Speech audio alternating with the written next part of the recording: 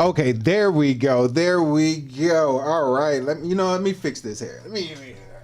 There we go. All right. Hair getting out of loose a little bit right there. All right. Welcome back to the DLA Fitness live stream show.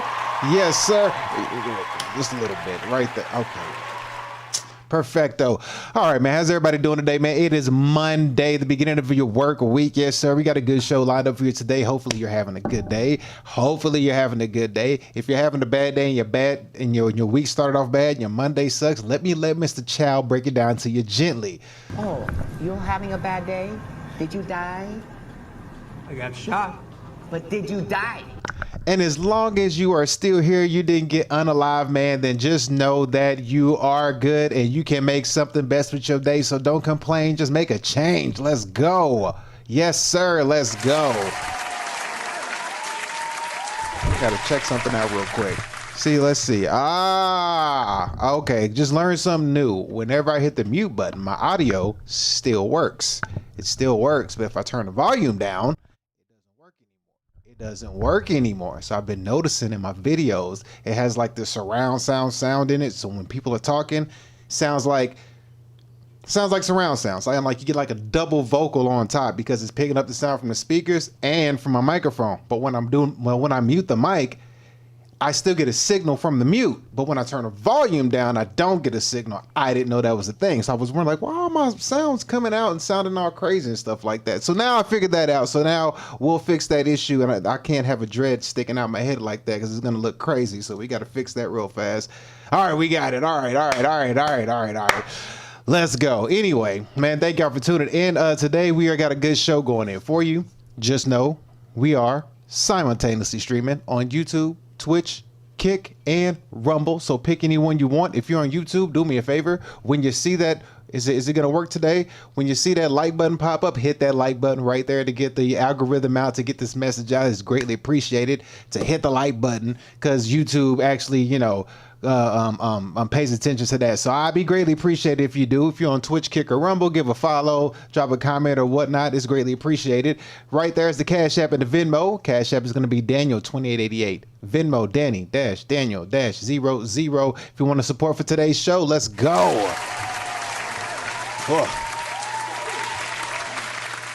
Yeah, we got a lot going on today. I got stuff I got to take care of. But anyway, we got our topics for you today: fitness, economy, and AI. For those three topics, as you know, we have to go over all these things, and some stuff has happened over the weekend. As you know, as you may or may not know, the government shutdown is still in effect, boy. Trump ain't playing around. Jesus. Wow.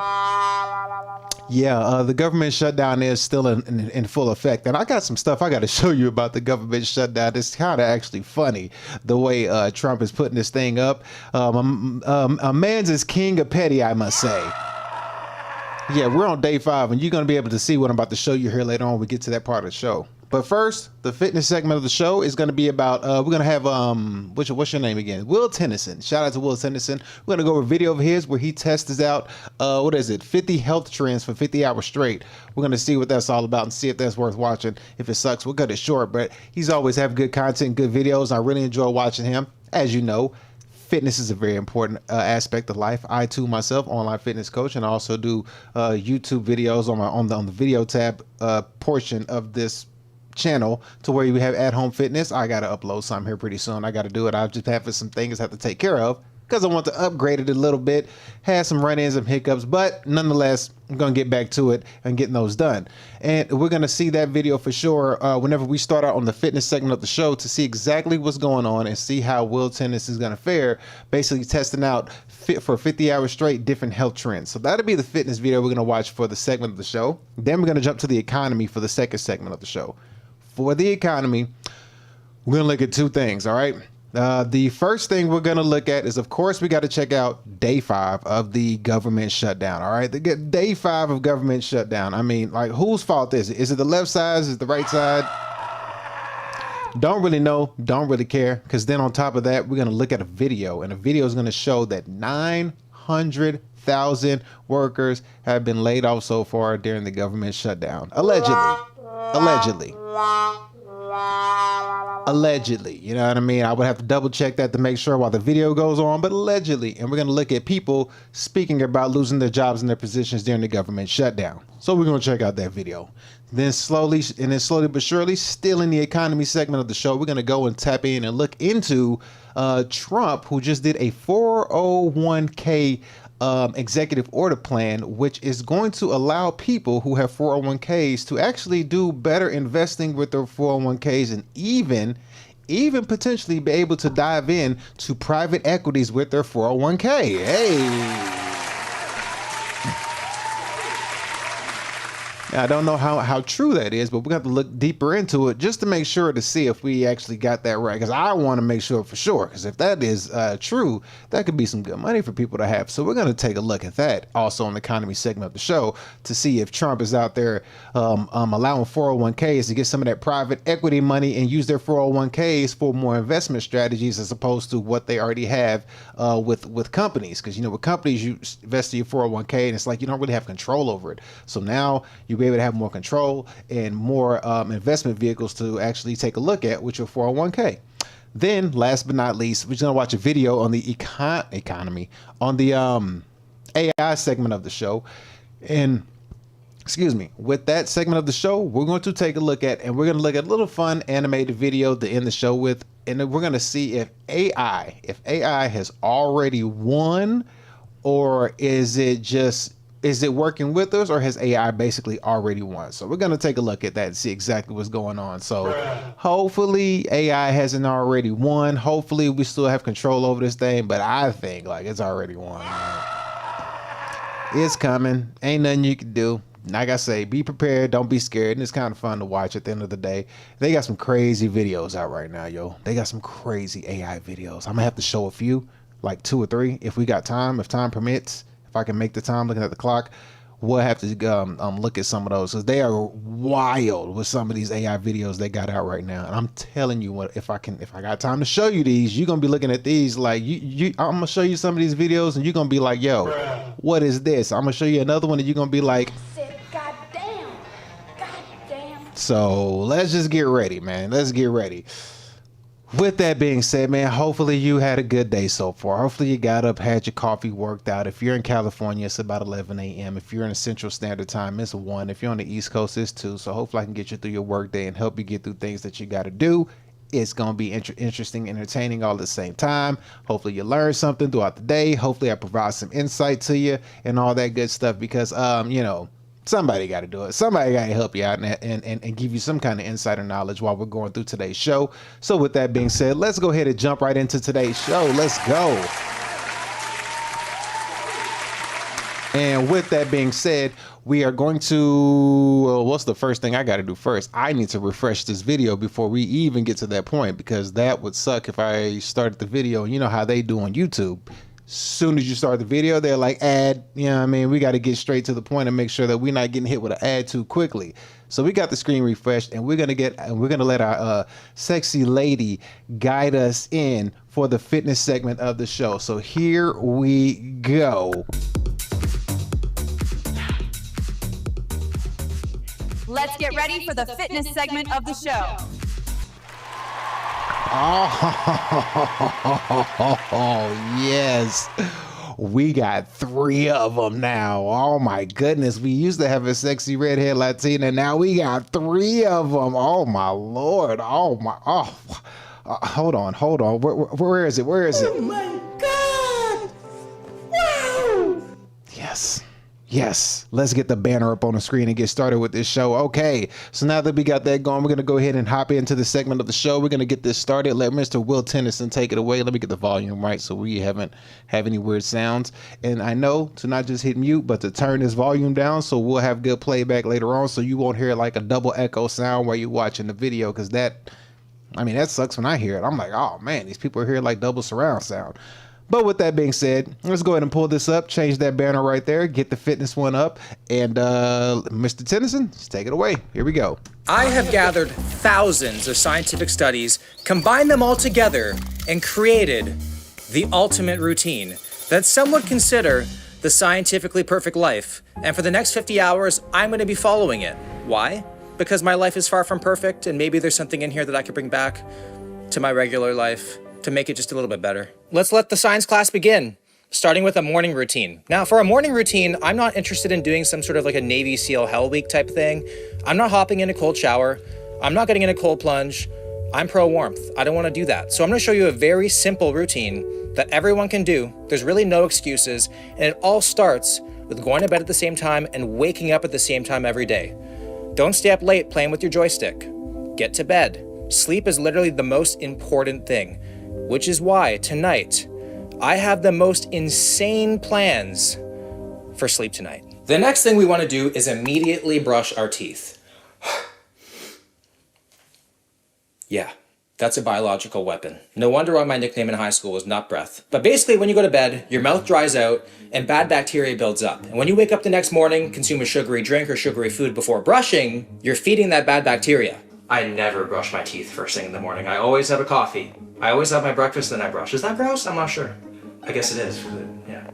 From there, I went outside to wake my body up by boosting energy, mood, and sleep quality, while also giving me vitamin D and keeping my hormones and body clock in balance. Next up on the routine, we are making a special cocktail called the High Fiber Hydration Bomb, which is for hydration, bet you didn't see that one coming, energy, gut health, and it's an anti-inflammatory. You're gonna need some water, lemon juice, salt, chia seeds, and a greens powder. Well, Okay, so far, sorry. I'm over here multitasking, getting stuff done. If you can't tell, I got my head looking all over on the other side and stuff like that. So far, real quick, what he's basically doing is he's hitting us with he's just hitting us with a morning routine. And you always got to have a morning routine. Morning routines are very important.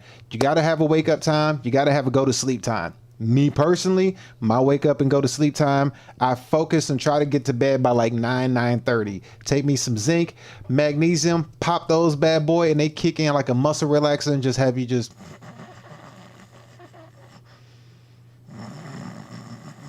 out of there, just out like a light, just feeling lovely. Like once it kicks in, you good to go. So that's what I usually hit at nighttime to get it going.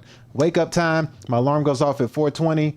And you know, I try to keep it at 4:20 just in case I hit that snooze button twice. So it's 4:30 by the time I get up, hop out of bed, fight that little sleep demon that's trying to put me, that procrastination sleep demon that's trying to get me back to sleep. You know what I mean? Got to fight them off because that bed be feeling extra comfy. You just be in there just snuggled up, don't want to get up, but you got to get up.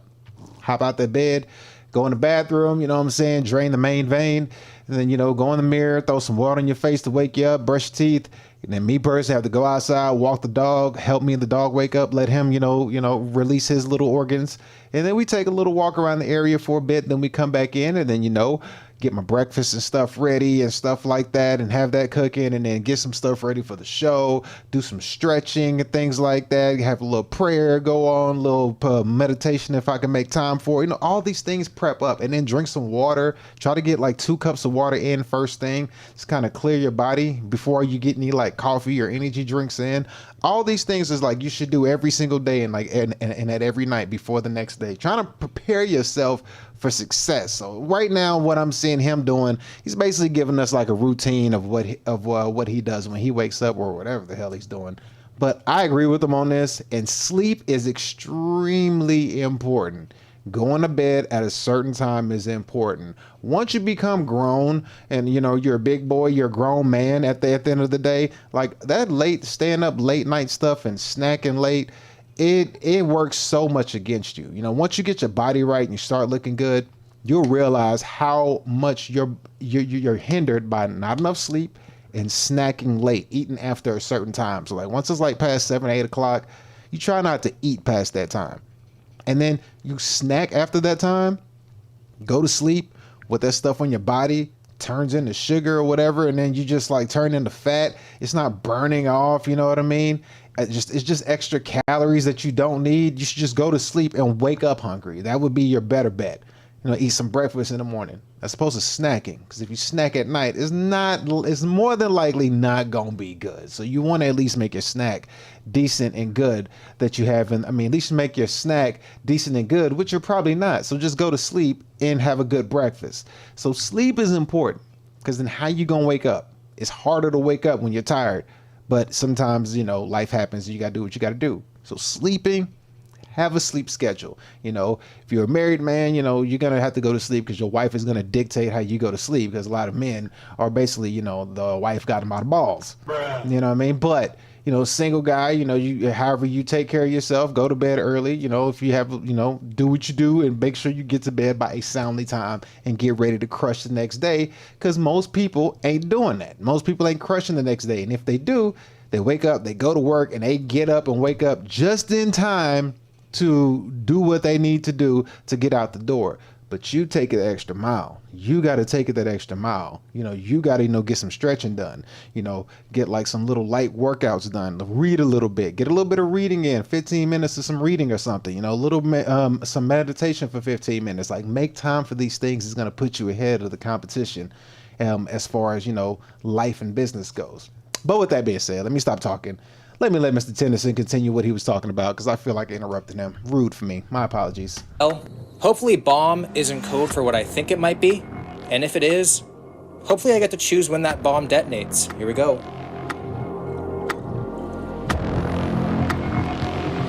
That's gonna leave zebra stripes. Black undies kinda day. It tastes like a handful of Amazon ED pills blended up with lemon juice. Next, we're just out here grounding. It promotes calmness, reduces stress, enhances mood, improves sleep. You see all these photos of the data I'm showing? I actually don't understand any of it.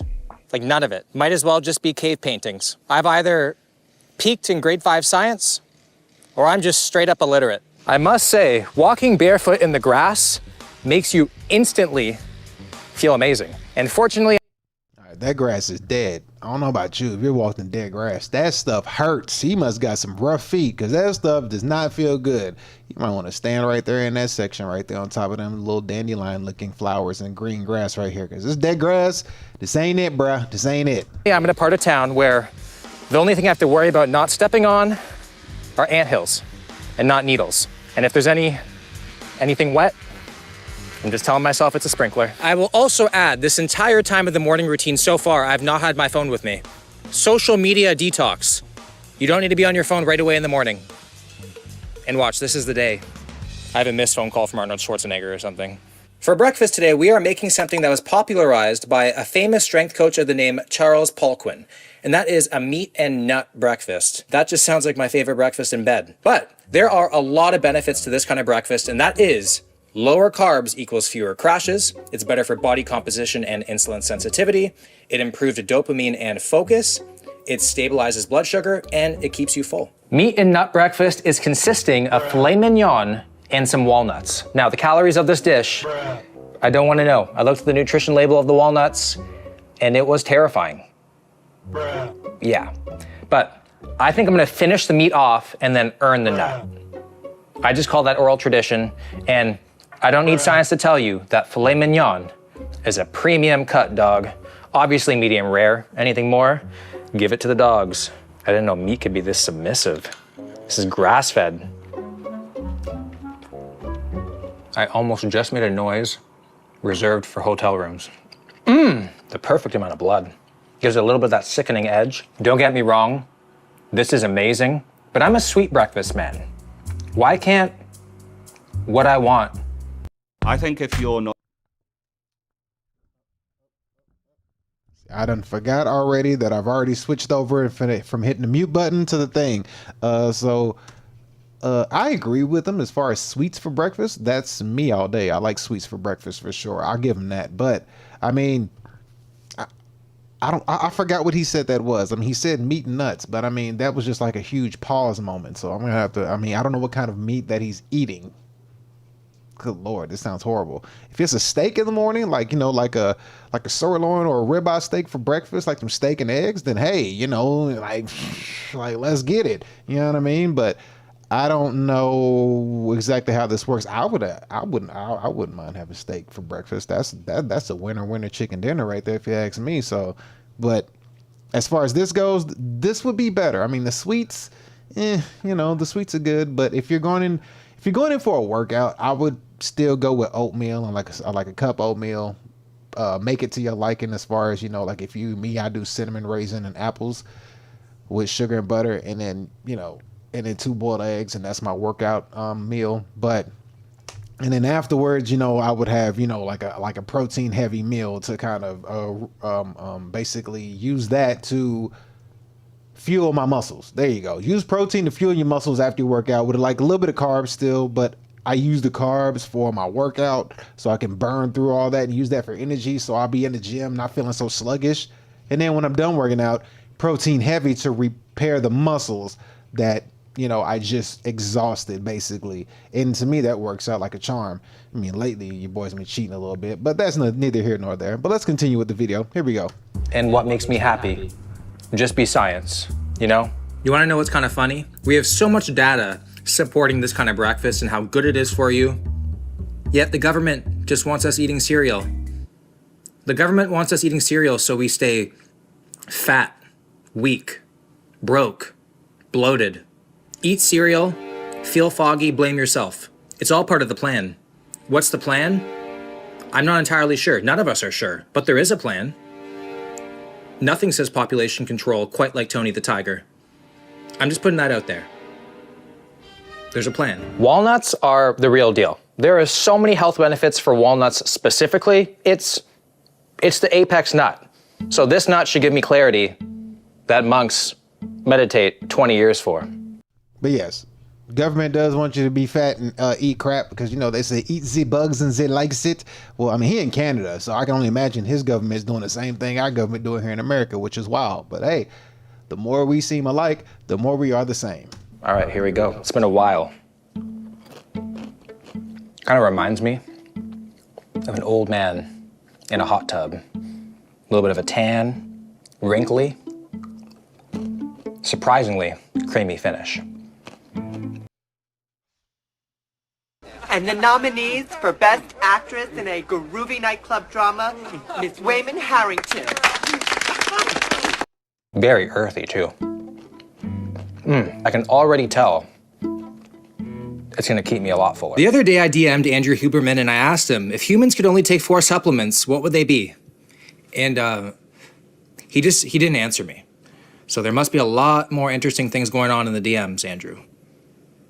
Anywho, I did some research on my own, and I found that the 4 supplements you should take are creatine, magnesium, omegas, and vitamin D. All right, so I take creatine, I take magnesium at night. Magnesium and zinc, to me, when I mix them together, it's like a muscle relaxer.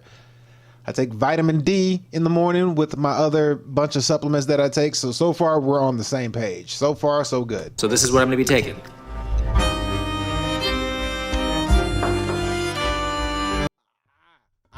You see, look. I'm gonna take the magnesium before bed. Give me a round of applause for my, yes.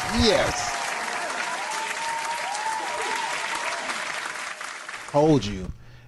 He's taking magnesium, but if he adds some zinc with that magnesium, boy, oh boy, he gonna have a good night's sleep, boy. Them things work perfect together. It's like peanut butter and jelly, like zinc and magnesium. I'm telling you.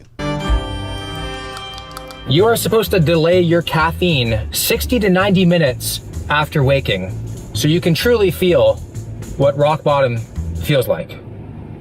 Now, I've seen a lot of studies about caffeine and coffee, and the only thing I got from it is nothing bad has ever happened from drinking coffee. If anything, delaying caffeine, it's making you immortal, more or less. So we're getting a quick little black coffee because you got to take it black before heading to the gym. I don't know if I can keep this habit up. Waiting 60 to 90 minutes after I wake up. My Keurig is now my dominatrix. Hi, can I get a large black, please? Thanks. Oh, the smell. That's hot. It tastes so much better. You had to wait and beg for it. I'm sipping on my coffee on the way to the gym for the perfect workout. But we're not just going to any ordinary gym. We're going to the Muscle Lab, where we're actually going to hook our muscles up to these tiny devices to see how hard they're working during the workout. This is Jeff Nipper's gym. Dude, gym is super legit. I mean, ridiculous. This little, I guess, muscle, whatever body mass thing, Greg Doucette was hating on it. But other than that, Jeff Nipper's gym is legit as hell. Y'all should check it out. First ever person. Oh And not the girl. Don't put the little girl on here. Why they got the little crisis actor on here trying to make us feel bad? Shame on you guys trying to make us feel bad with a crisis actor.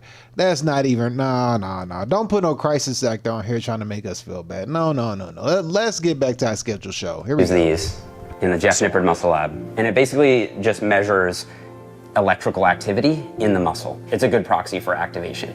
Before we hit the weights, I wanted to mix up the ultimate concoction, something to squeeze out every last drop of this workout. So I'm gonna start with some citrulline malate for endurance, pump, fatigue delay. So I'm gonna do a scoop of that. Next, 10 grams of EAAs. Then we got a carb powder for energy, endurance. Cool. And then last but not least, some electrolytes for hydration, cramp prevention. So if you had to give me a score from 1 to 10, the scientifically perfect intra-workout shake. Honestly, I would give you a 9. So the only thing I would say is I prefer to have sit malate pre-workout. It probably will help improve the pump, but I don't know if I would do it intra, I would just do it pre. There's one thing that is completely necessary and it gets you like all the way to 8.5 out of 10. Okay. It's water. Just water? Yeah, because if you become dehydrated while you train, that can severely impair performance. All of this stuff I would say is more like the cherry on top. Okay. He's true. Hydration is key. That's why I said when you wake up in the morning, make sure you try to get in 1 to 2 cups or glasses of water. Get you like 2 glasses of water in. Just grab a tall glass and just chug 2 glasses of water immediately. Help, whatever you had in your body just kind of pushes it down. You'll feel it. You need water. Hydration is key. And then after your workout, if you sit down and eat after your workout, make sure you just have water. Don't try to be like, oh, I want some healthy tea. No, just drink water. You'll be fine. Water is the key. It's like one of the sleep and water are the 2 hidden keys to optimize performance when it comes to working out. Sleep at a good time and stay hydrated. You mess up your sleep or your hydration, number one, you mess up your hydration, you're gonna mess around and get a kidney stone. And then you mess up your sleep, you ain't got the energy to get the actual, full-blown decent workout in. You know what I mean? And try to keep your meals and your food as basic, as simple as possible. Try not to eat out, but try more like to have food that don't have like a box of ingredients on it, And if you do eat out, you have to go hard or go home. So like appetizer, 10-piece wings. Your main course be like a ribeye with broccoli and potatoes, and you'll be good to go. Killing it. Today's shoulder day for me. Okay. So I'm looking for the perfect, scientific, most effective shoulder workout. You're in the right spot. We hooked up the EMG device on each of our front, side, and rear delts in order for us to monitor the activity of each head of the shoulder. Let's do a problem photo, man. So how important is a slow eccentric and a pause at the bottom of the rep? That's a good question. I don't think a slow eccentric is important. I think a controlled eccentric is important though. You want your total rep to last at least 2 seconds, but from 2 seconds to 8 seconds doesn't actually make any difference. It was time to slowly work our way up in weight in order to get to our 2 top sets of maximum weight, where we're gonna be pushing to complete failure.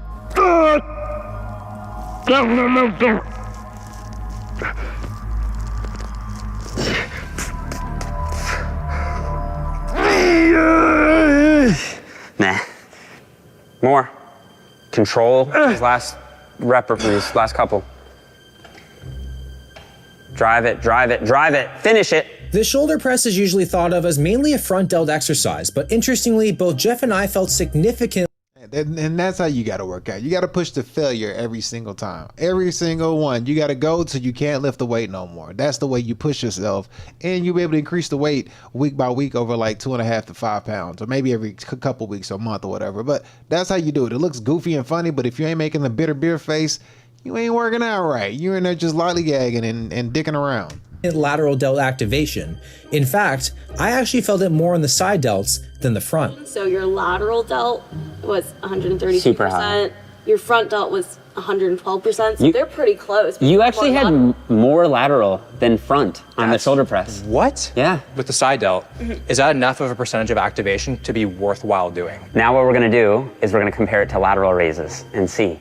For side delts, we're actually just gonna do a dumbbell lateral raise. Okay. So normally I'd go for cables, but I think dumbbells work really well too. There was a recent study that showed no difference in hypertrophy between cables and dumbbells. And so I think the best practice is to use both. When it comes to rep ranges, I ain't gonna lie, this is actually kind of interesting how he broke this down to a science. The fact that you put the little bitty things on the muscle and then you do the workout, I think what they should, I don't know how much weight they got. I think what they should do is do like heavier weight and lighter weight and see if it makes a difference with which muscle they activated. But still, this is actually a good idea. Like this is actually a really good idea to like see what muscles that you're working. I would never thought of this. This is actually a good idea. generally speaking, I think for hypertrophy, you want to be 6 to 10 reps. 6 to 10? I'm gonna call that failure, Will. Every rep the same. One more. Yeah, that's your number. Good job, man. Woo. Nice set. Thanks. That's good. Let's see. It feels just as much the side as the shoulder press, actually, which is weird. Look at the lateral activation on Will, 158. Yeah. You cooked me on that one. Oh. Congratulations. Your rear delt's pretty high too, yeah, but definitely way higher than mine, and you don't have much front. So I guess either the way your anatomy is set up, or maybe it's a technique thing, you're getting way less front than me, and you're getting significantly more rear than me.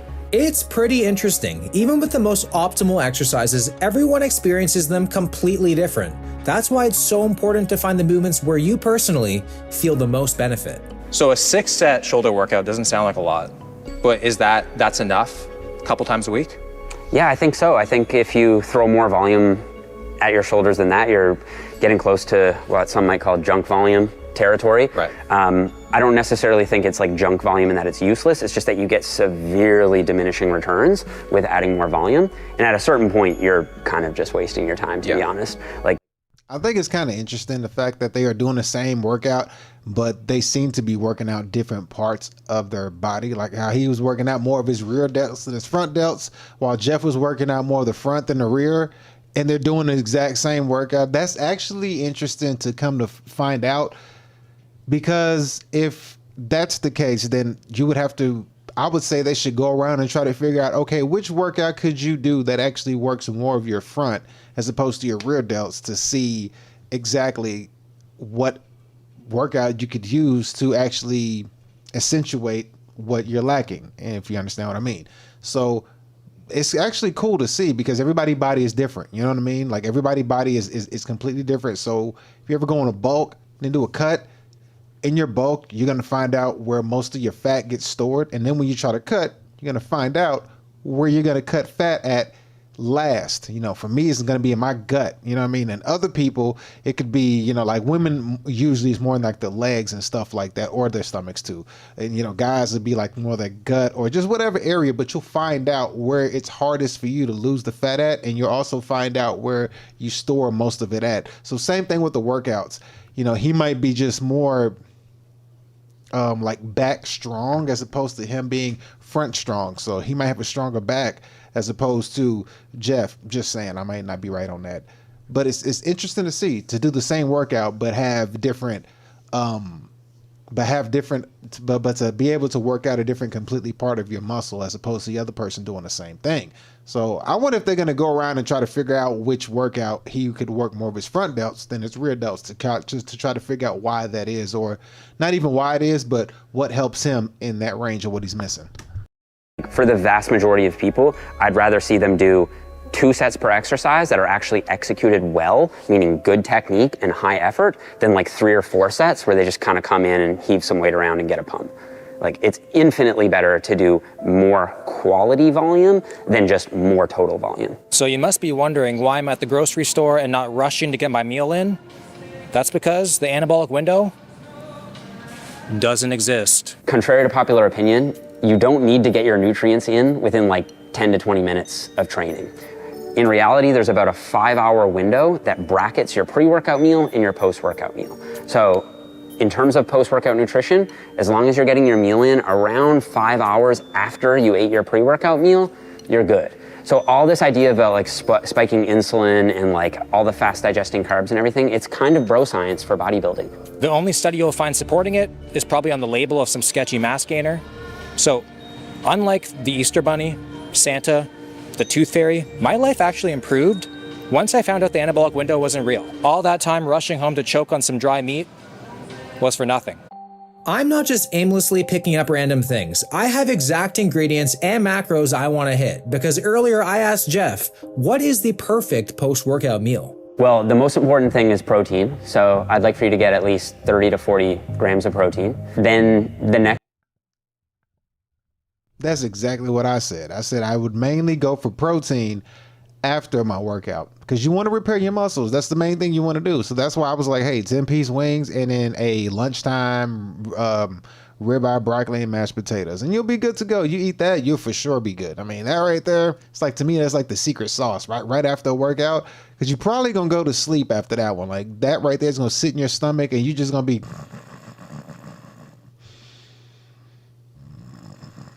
just done for. But after a good workout, you're gonna feel that workout, plus your body being repaired from the food, and you're drinking a lot of water too with it to try to crash out with 2 or 3 glasses of water. You'll be good to go. But let's continue. Next priority would be carbohydrate.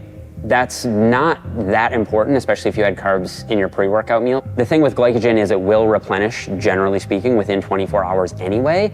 So unless you're doing full body training, where you're hitting every muscle on consecutive days, there's really no urgency to that. But as a general rule of thumb, around ½ gram of carbohydrate per kilogram of body weight. And then I literally was doing everything that he said. Like literally, my pre-workout is a cup of oatmeal and 2 boiled eggs if I want. And then afterwards, you focus on protein and a little bit of carbs. Like literally, he said the same thing I said.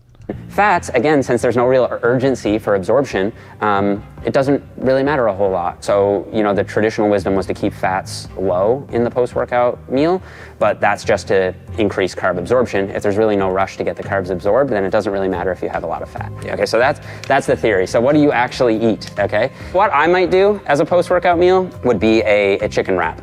Okay, so you get a nice whole wheat tortilla, you get some chicken, some lettuce, a little bit of cheese. Probably go for the lower fat side just to get, you know, the nutrients absorbed a little bit faster. Some salsa, a little bit of sour cream, or you could go Greek yogurt if you want to get a little extra protein in there.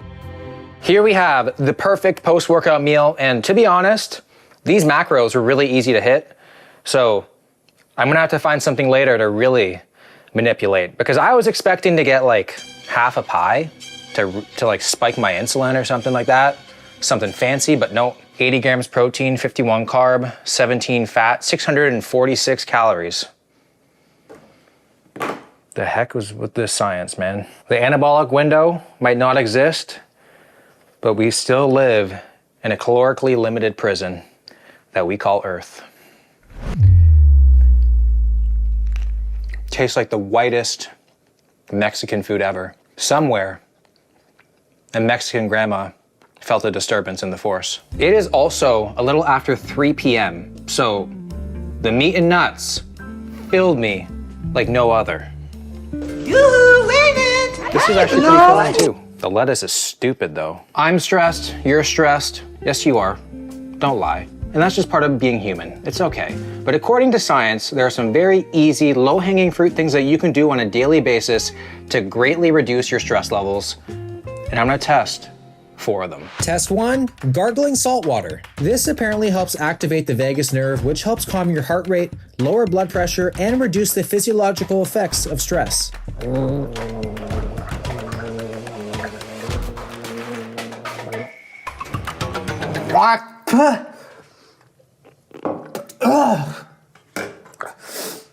I feel like my stress would have been more regulated by swallowing.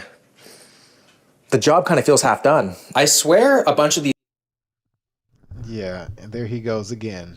And the nominees for Best Actress in a Groovy Nightclub Drama, Miss Wayman Harrington. These studies have to be more dares than anything. Like, I can imagine a bunch of these people are just sitting in a lab being like, oh my God, I can't believe that guy actually tried that. Running a small biz takes great... Okay, so we're gonna watch the 4 tests, not the 4 tests, in this video, because I mean, it's just showing you routine and give you some not bro science, but actually real deal science, which I thought that was interesting to see. We're gonna see these 4 tests real quick. Hopefully he'll run through them quickly, because I don't want to sit there and watch this whole video and want to move on to the next topics. But so far so good. It's been interesting, and he actually clarified how I train. So that makes me feel really good about myself. This dude does like hardcore science when it comes to fitness, as you already seen. Dude got a freaking computer linked together with all of his shit, which is like, which is great, fantastic. But then when he sat down and broke it down, he literally said the same thing I said. He said, if you already had high carbs prior to your workout and you use that to burn through your workout, then in your post-workout meal, you really want to focus on protein. You don't have to focus on carbs that much because, I mean, yes, you do. Your body already makes glycogen. You know what I mean? You don't really need carbs. Your body's going to make that on its own. So it's like you can have some, but mainly focus on the protein. That's the main thing. So I'm right. And he clarified it. But let's finish up this little bit here. Then we're going to switch over to the next segment. But here we go. Here he is. Let's continue. And I tried it. I'm so focused on the salt water in my throat. It's like I gulped the damn Dead Sea. That I kind of forgot about everything. Test 2, dark chocolate. It boosts feel-good brain chemicals and reduces stress hormones. Stressed spelt backwards as desserts. Coincidence? Yeah, actually, probably. And that's crazy. Who would have knew? Stress spelled backwards is STRESSEDDES. Oh, wow. Oh, my God. Hey, wait a minute. Epiphany. Oh my God! Wow! Who knew? You want to know what else is crazy? No matter what, all roads lead to something dark to loosen me up. Dark chocolate, black coffee, and at least this kind of dark chocolate won't leave any permanent damages. I can't really imagine chocolate is gonna solve my problems, but it'll probably at least pause them. Gotta let it melt in your mouth. 70% dark chocolate is like the perfect percentage. Anything more, we're getting into nasty territory. This is like a dark chocolate. I don't think I've ever had, I mean, I'm pretty sure this is me all day. Sweet chocolate. Anything semi-sweet, no, I'm like right here, you know. I guess as life changes, I'll start, forcing myself to go here. But I'll only be able to eat like however much he's eating, like one square piece. And then I might just, boss up and go right here and just be like, you know what, one square piece. But it only depends on what the benefit is. If ain't no benefit behind it, I just wouldn't see the point. And I end up, fighting my demons and continue in this area of sweet chocolate. Percentage. Anything more, we're getting into nasty territory. This is like a dark chocolate, milk chocolate hybrid that I'm okay with. It does make your toenails curl a little bit. It shivers up my spine. Honestly, just eating de-stresses me. So I would say this works. Test 3, random acts of kindness. So random acts of kindness reduce stress, huh? So I'm gonna go hold some doors for some people and see how that feels. I've always seen myself being a bouncer at a coffee shop. So let's see. When you do something kind, your brain releases oxytocin, dopamine, and endorphins. These not only make you feel good, but they also lower stress hormones like cortisol. That did feel good. If you didn't say thank you, that would have been Rage City. There you go. Hey, that's true. Don't you hate it when you hold the door open for somebody and they just walk in? I mean, it really makes you want to be like, you're welcome. You know what I mean? Like they just walk in, like they didn't see you hold the door. It's like, at least say thank you. Like that is so true. People be straight assholes when they do that. Like I just held the door for you intentionally and you just walk in. Just have to look at them like what is wrong with you? Like you bastard. Anyway. No problem. You coming in? Yeah, got you. I will admit, this worked. Look at me, it's automatic door. I feel good. Test 4, VR forest bathing. What? This is supposed to mimic nature's stress-reducing effects, but realistically, I think it's because you're escaping reality. The fact that I'm in virtual reality to de-stress is kind of stressing me out a little bit, but I will say it's nice and calm out here. What is this? Horizon Central. Do I just go that way? Like, oh no. How do I get there? Now I'm getting stressed out. Something about this is getting really creepy. I feel so helpless. Oh, I like that. VR is like the one place where I could actually grow a full beard. Oh, for the camera. Oh shit. Hey, how's your day going? We gonna end it on that note. Shout out to Will Tennyson for that video. We gonna end it on that one. That was funny. Oh my goodness. Oh wow. So yeah, so test 1, 2, 3, 4. Test 1 was he gargled salt water. Test 2 was he ate chocolate. He ate 70 to 80% chocolate. Step 3, add random acts of kindness. But step 4 was the VR thing. I would personally tell people to replace step 4 with intercourse with your wife. You know what I mean? I'm just saying. I think that would be a good stress reliever. Number 4, you know, just go bang out your wife senselessly. You know what I mean? You just had a good workout, just had a good meal. You know, I guess you gargle some salt if that was any benefit. You had some bittersweet chocolate and you went and did some nice things to some people. Now, you know, just go ahead and, you know, finish off the day with some good random acts of clapping. You know what I mean? It wouldn't hurt. I think it'd be a good idea. So, you know, for number 4, don't do what Will said and get on don't get on VR. You know what I mean? Go straight to your wife and just be like, you know what I mean? Just have her, you know what I mean? Just handle business. You know what I mean? Just have her just toes curling. You know what I mean? Just get her in there. All right, man. I think that would be good. But yeah, so shout out to him for that video, man.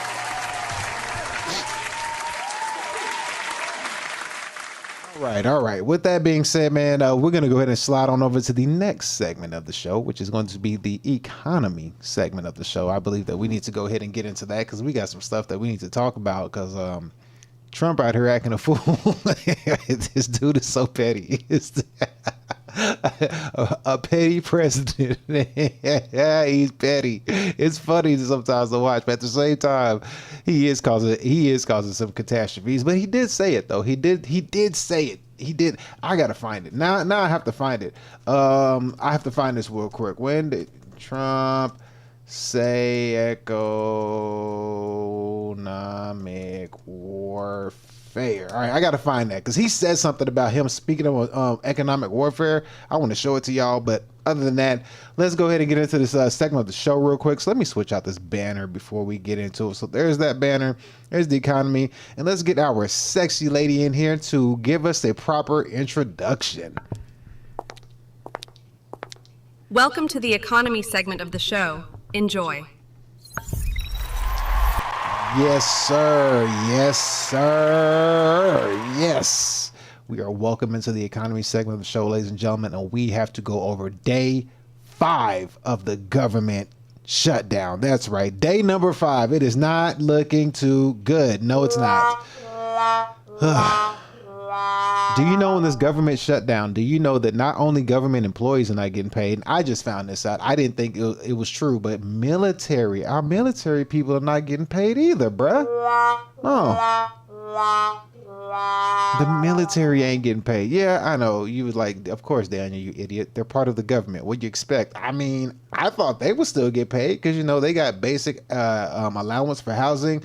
Plus, they get their checks. So you would think you want to take care of the people that's like under contract and that you like forcing to do all these things. But, you know, they was like, no, they looked at their military men. Trump looked at the military dudes and they was like, say, bruh. FYM. Fuck y'all motherfuckers, you know? Like, get y'all ass out there and get to work. I don't want to hear none of that nonsense. Shut up. You know, get to work. You'll get paid later. But anyway, let's take a look at this. So what we have right here is we have, switch the banner real quick before I start. We have the countdown. We got the timer here, ladies and gentlemen. This is the timer. It says, you probably can't see it. No, let me see if I can help you see it. Can you? No, you can't see it. It won't let me go all the way up so you can see it. So I'll just say it for you. At the very top, it says Democrats have shut down the government. Well, you see it down here, but it says it up here as well. You got 5 days, 13 hours, 47 minutes, and the seconds. Up top, it says 14 hours, but down here it says 13, which is weird. But as you can see, they're 5 days in on this government shutdown. This is at whitehouse.gov government shutdown clock. And it says Democrats have shut down the government. I'm looking at Trump right now like, come on. Like the Democrats have shut down the government. I mean, am I missing something? Am I missing something? Because last time I checked, It was Trump that did it. But I'm looking at you. I'm looking at Trump with this on the White House on the White House website, and I'm like, Democrats have shut down the government. I'm like, how? I just don't understand. You know what I mean? But hey, maybe it's something I don't know. Maybe I have to go back and see. But right now I'm looking at him like, hey, bro, you lying ass bitch. It looks like you doing it. I mean, maybe I'm wrong. Maybe I'm naive, but I don't know. It looks like you doing it. So what we have here is we have the government shutdown. It's the whitehouse.com. And as you can see, it says view the economic impact of the shutdown in your state. Read your state's letter of support for a clean CR. I don't know what that is. So we go here and let's see, we click on the map. We are in Tejas. So right now, the impact of the shutdown in Tejas is going to be, I'll zoom it in for you so you can see that there. We have gross state product decline of 1.4 billion each week, equivalent to 6.3 billion per month. Then we have increasing unemployment, about 4,100 workers. Federal workers affected, around 218,000, 1.6 of state workforce. Furloughed or without working pay, or working without pay. SNAP benefits, 3.4 million. Impact after 30 days. Enrollees is 1.3 million. Whom are children?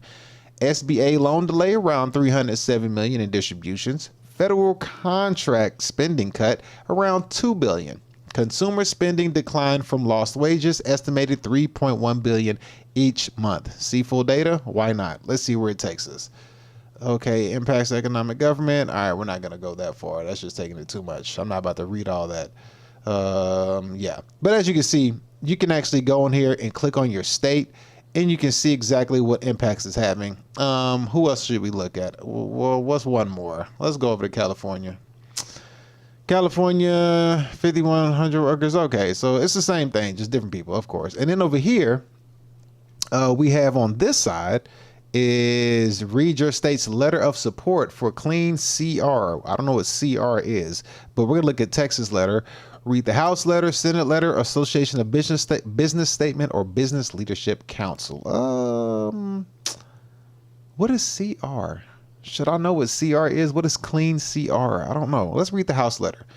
Let's see. It should be a short letter because these people are not as smart as they appear to be. They just kind of like do what they're said, and then they do a lot of insider trading, and you know that's really how they operate. They make money off insider trading. It's like they make like $60,000 a year, but have a net worth of like 57 million. All right, as Speaker of the House, I urge the Senate to immediately pass a clean short-term funding extension to prevent a government shutdown that would deeply harm hardworking Americans across our state.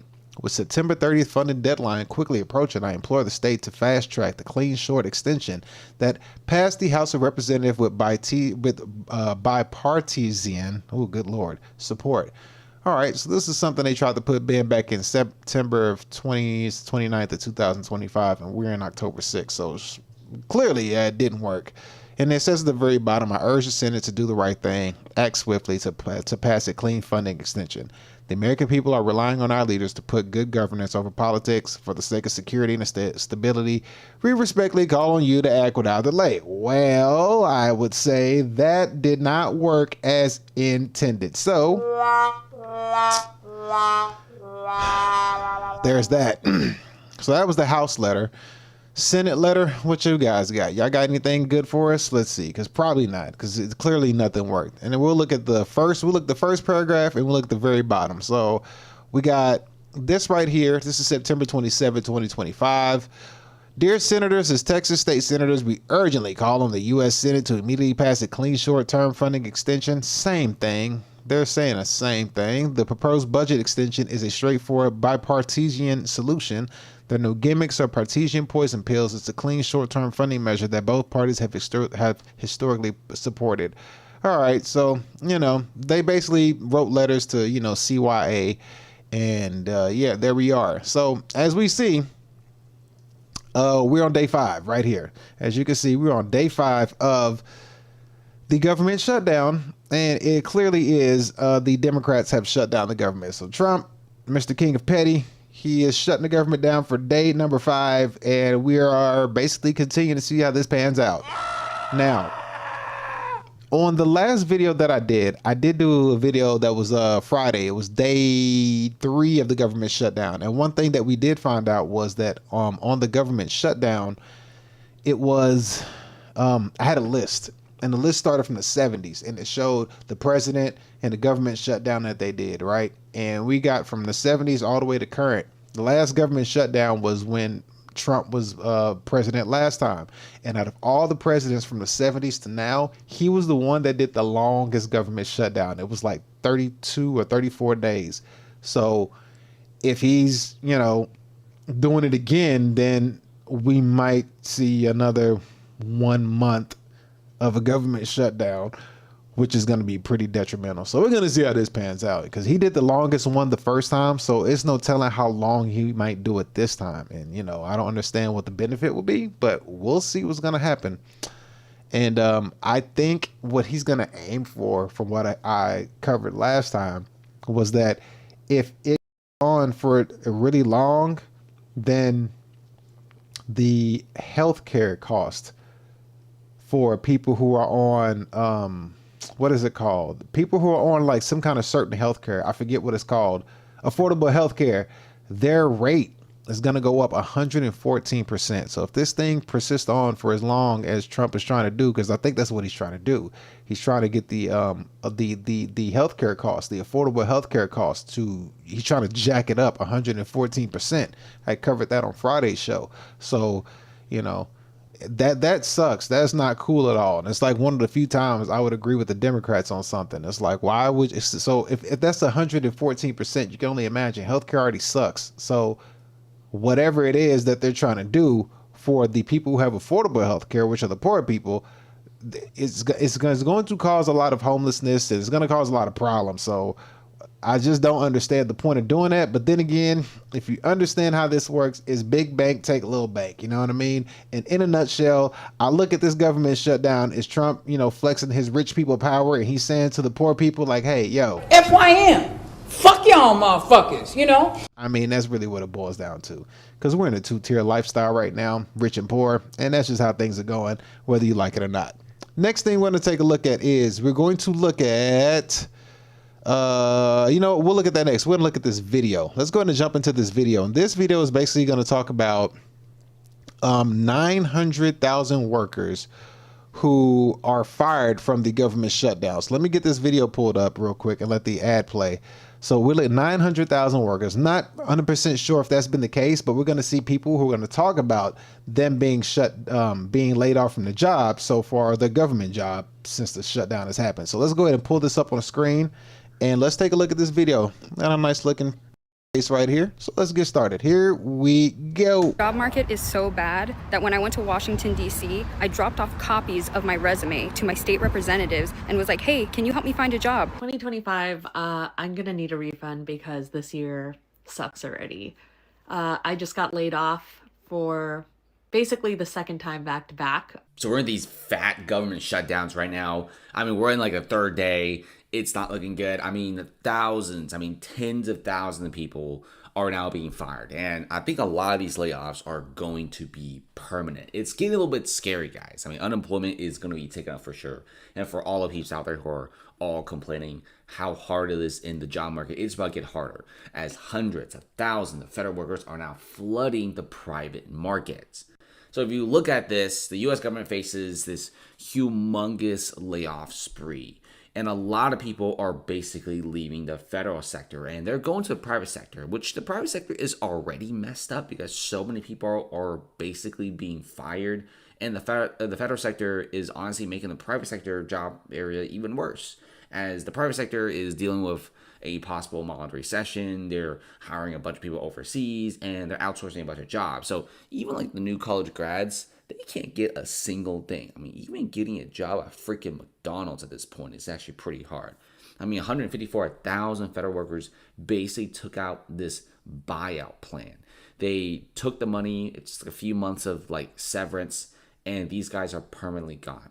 But what the scary part is, you got like 750,000 federal employees are basically gone every single day. That's like almost 1 million people right there. That number is increasing. And that right there is September 30th, 2025. So that's a week ago from today. So that's could be. So could be furloughed and government shutdown. And so far, I think they are. Ain't no could be. It is happening all the time. And a lot of these federal workers are probably never coming back. Now, some people said that the federal shutdowns and the government shutdowns are just a way for Trump to fire more federal employees, but nobody really knows for sure. But what's really for sure is everyone's complaining that the job market is so terrible. This person says, I'm 23, I never had a job, and I'm trying to get one and can't. I know so many of my friends that apply to hundreds of jobs, like 300 to 400 jobs, some even close to 1,000. They get a few interviews. Most don't get job offers, and the job offers they get pay so little, they have to be like, this isn't worth it. It's getting to a point where a lot of people are even freaking going back for their masters because the job market is so tough, which honestly isn't even a good idea. Check out some of these videos. Layoffs are everywhere, not just the federal sector. So how's your job hunting going? I've had to change my standards. I'm like, okay, at first I was... Before she gets talking, I want to show you what I found. So I don't want to just use his research. I want to use mine real quick as well. So looking at this, what I found while he was jibber jabbering over there, we'll take a look at this right here. Let's see. So let's see. May. This is as of May. Okay, that's May. No, we don't want to do May. Here we go. So I got this right here. Let me pull this up for you. So we have this right here. So you can pull this over. And it says right here, the shutdown has resulted in approximately 900,000 federal employees being furloughed and 700,000 workers working without pay, with the threat of further layoffs looming as the impasse continues. So that right there is showing. And then you got, again, looking to Wikipedia to see if that's even true. But yeah, that's what we have right here. And then right here, the BBC from 3 hours ago discusses 750 federal employees on unpaid leave during the expected 2025 U.S. government shutdown, and mentions potential mass layoffs discussed with the office management and budget, but doesn't specify permanent layoffs. So as you see, like, this stuff is happening and it is going on, and it is not doing any benefit to people at all. But let's get back to this video. Here we go. I was like, I need this particular position with this amount of pay, this shift. And now I'm just like, just give me a job. There's this really crazy theory going on right now because Indeed and all these job search websites have thousands of jobs that say they're hiring, but everyone that's applying is not getting hired. And some guy actually did a test where they had hundreds of people fill out applications and no one hired them or even got a call back. And so the running theory is that they're using all people's data and selling it to bigger companies. So when you send all your information in, like your first name, your last name, where you're located, your resume, where you've been, they're taking that information and selling it to bigger companies and holding on to it, because right now data is the new gold. And that's kind of scary. What do you think? I just got fired and I'm kind of happy about it because honestly, I didn't want that funky job anyway. Truth is, the job was stressing me out, causing me anxiety and depression, and truly affecting my mental health. I've been debating quitting for a while now to pursue. There we go with them buzzwords. Did you hear the buzzwords? Out, causing me anxiety and depression, and truly affecting my mental health. Anxiety, depression, affecting my mental health. Ma'am, with all due respect. Shut up, bitch! Nobody want to hear that. Get over it. I've been debating quitting for a while now to pursue my passions full time, but with this current economy and job market, I just could not bring myself to make that risk. So God did it for me and forced me into a position in which I have no choice but to pursue my passions. Now, don't get me wrong, I cried my tears, but honestly, they were happy tears of relief, if you will, because I finally feel like I can breathe again. So in the spirit of new beginnings, I'm getting myself together, my mental health, physical health, discovering hobbies, organizing my space, and preparing myself for this fresh new start of pursuing content creation full time. But most importantly, getting my time and peace of mind back. I truly feel like the heaviest weight has been lifted off of my shoulders. I used to dread work every single day, and my days off just felt like an extended lunch break. I was just living until the next time I had to clock in, but not actually living. I only have one life to live, and wasting it in an environment that is bringing me down constantly is just beyond me. So these are your takeaways. A, everything happens for a reason. B, if the space you're in is unhealthy, leave. And C, when God closes one door, he opens 20 others. Bye, babes. I was so certain that I was gonna quit this week. I was like, it's for sure gonna be my week. Like, I'm gonna leave. I don't care if I don't have a job lined up. I'll figure it out. But now I'm second guessing and reconsidering because the job market is so trash. The couple of times that I have like called back to follow up on an application, they're like, oh, this position has already been filled or it's no longer available. Well, damn, like maybe you should take it off the site because now you're wasting my time. Like, had you hired me, I would have taken that off, but whatever. Neither here nor there. Anyway. They're wasting her time because she's the only one that put an application. They're not wasting nobody else's time but hers. You know what I mean? Yeah, they forgot to consider her applying and not the other people. My job is doing massive layoffs. They started in June. They're still doing them. For some reason, I'm still there.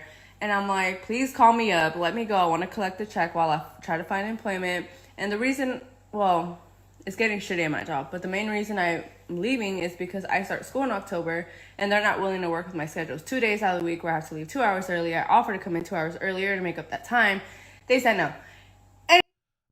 But why are people still going back to school if we've already seen what happens with student loans? I've went over the student loan things plenty of times and they're treating student loans like child support. So why would you go into debt with student loans? Like, don't do that. That doesn't make any sense. I mean, I get it, but like they're treating student loans like child support. That's brutal. Like, you don't want to be put in that. They're going to garnish your wages if you get behind. It's like, why are you doing it to yourself? Anyways, I don't know what to do. Like, I'm stressing out. I need a job. I'm going to end up at Hobby Lobby. I will never, ever, ever, ever, ever, ever, ever, ever, ever understand the job search. I can't do it anymore. Yesterday I applied to some jobs and jobs that I'm overly qualified for. Immediate rejection. Immediate rejection to work at a grocery store. Excuse me? There was another position working for a healthcare company and I got an immediate rejection. So of course I call, I want to ask, and she said that they posted the posting 8 days ago and they have already narrowed it down to their 2 final candidates. She said, but let me call them and I will give you a call back. Does she call back? No.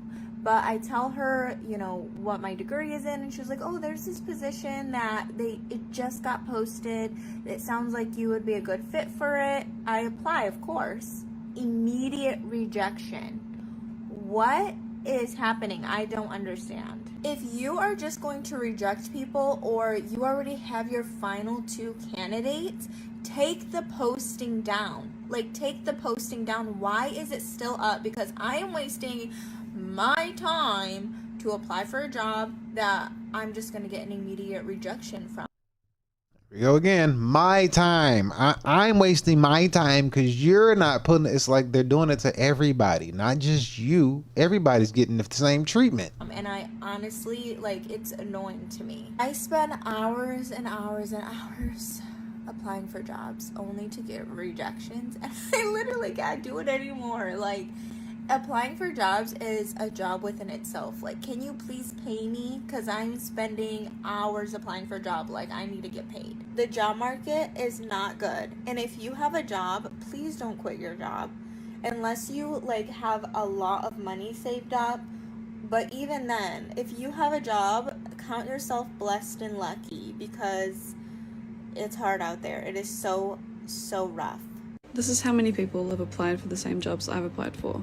512, 242, 567, 157, 72, 76, 253, 830, 722, 243, 119, 126, 148. That one doesn't show. 404, 138, 97, 100, 304, 138. And that's just on the first page of my applications. And a lot of these aren't even expired yet. I've recently come to learn that a lot of founders. Yeah, it's not looking too shabby. And so far we looking, I haven't seen, he hasn't put any men up here yet. All I see is all women looking for jobs. I don't see any men. I don't know if that's intentional, if this is how he made the video or what, but I don't see any dudes. I don't see none, not one. Let's continue with a little bit more, then we'll switch off. So let's continue. So yesterday I got laid off. And I took a day to process it, so I think now I'm like ready to talk about it. In the moment that it happened, I felt like I regressed into my inner child. Like I felt my inner child come out. My whole life I was just used to like dealing with financial issues, growing up not having money, not growing up with money at all, and just like always being stressed about finances. And this was like the first time in my life where I like didn't have to think twice about like getting things if I wanted something. Now it's like I'm reverted back to that inner child where it's like I'm in survival mode and I'm like, oh my God, like I have to hustle, I have to penny pinch, I have to make sure that I am super strict with myself. So the first thing that I did when I shut my laptop after I found out I was laid off was like just look at my husband and cry and say I'm so sorry, because I felt so guilty, like now he has to carry this burden. I literally would dread opening my laptop every day.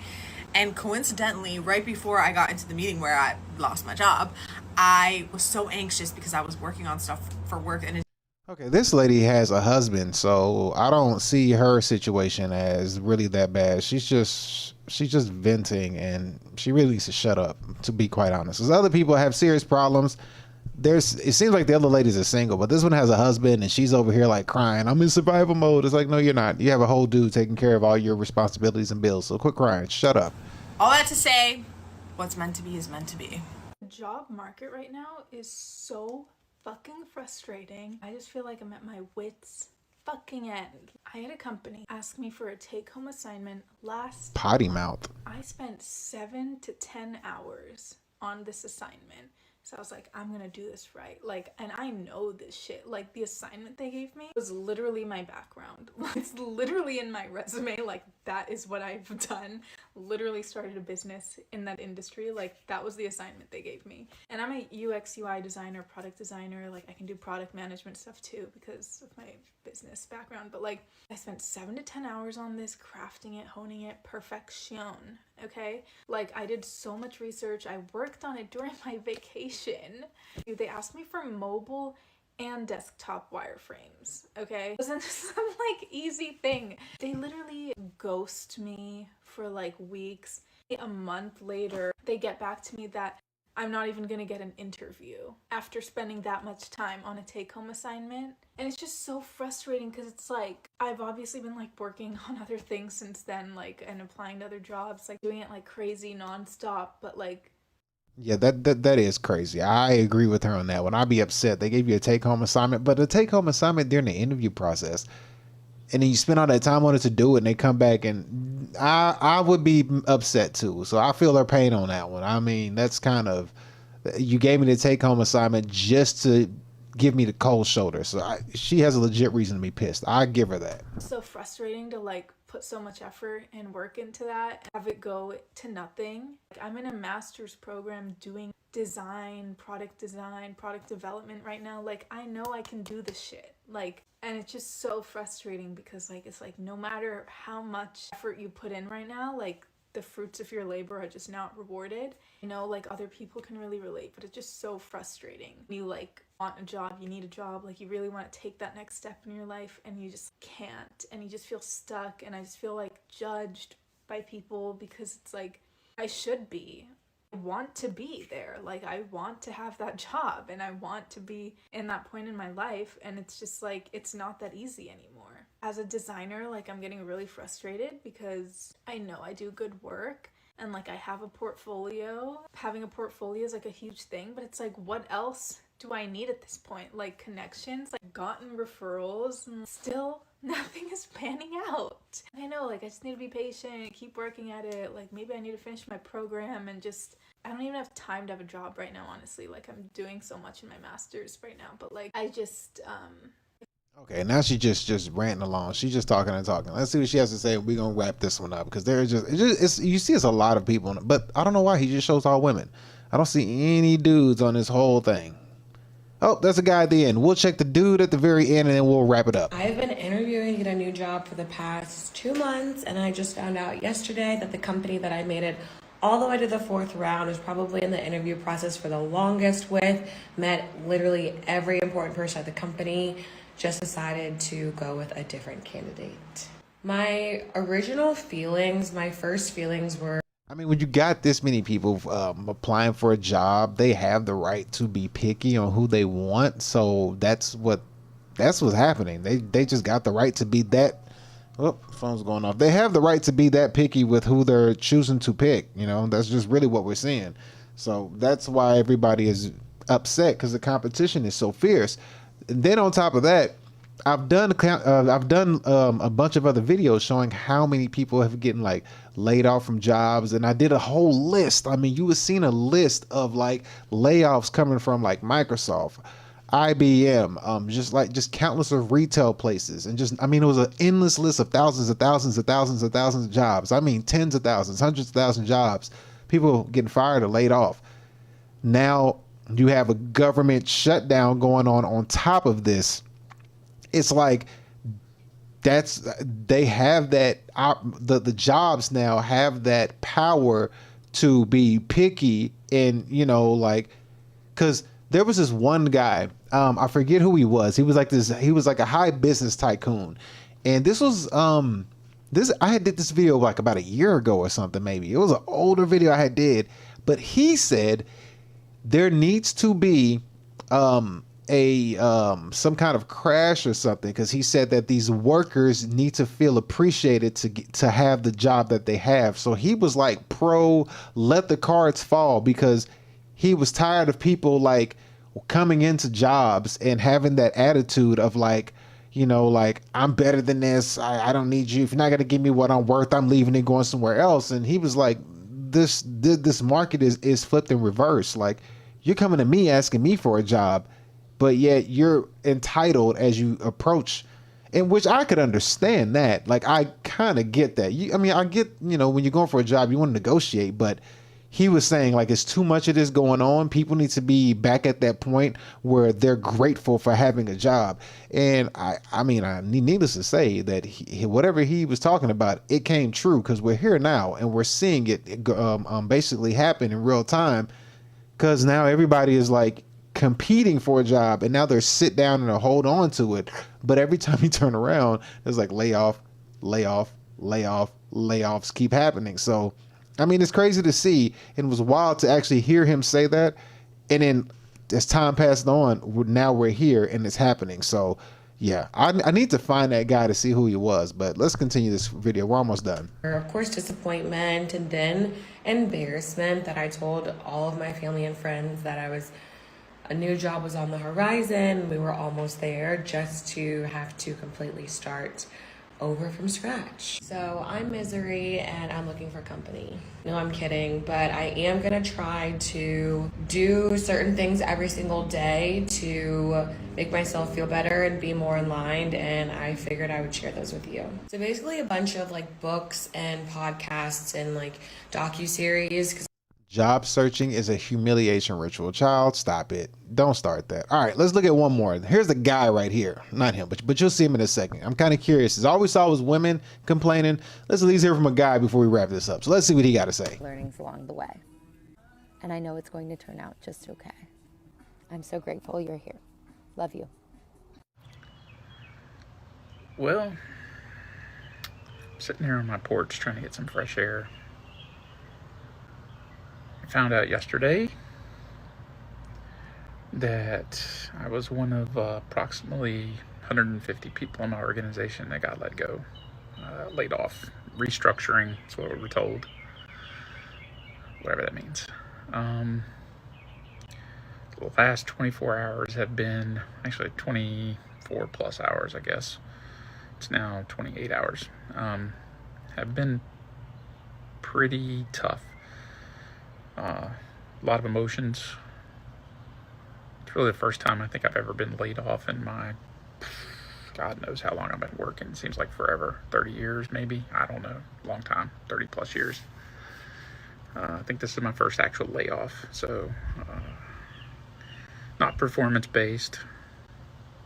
You know, I'm eligible for rehire, so I guess that's a positive. But so now I'm out in the market at 53 years old. Don't know what's going to happen.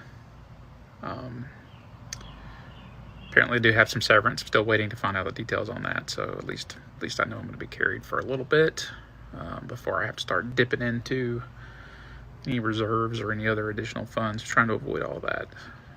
So I think I'm going to try to keep track of this journey.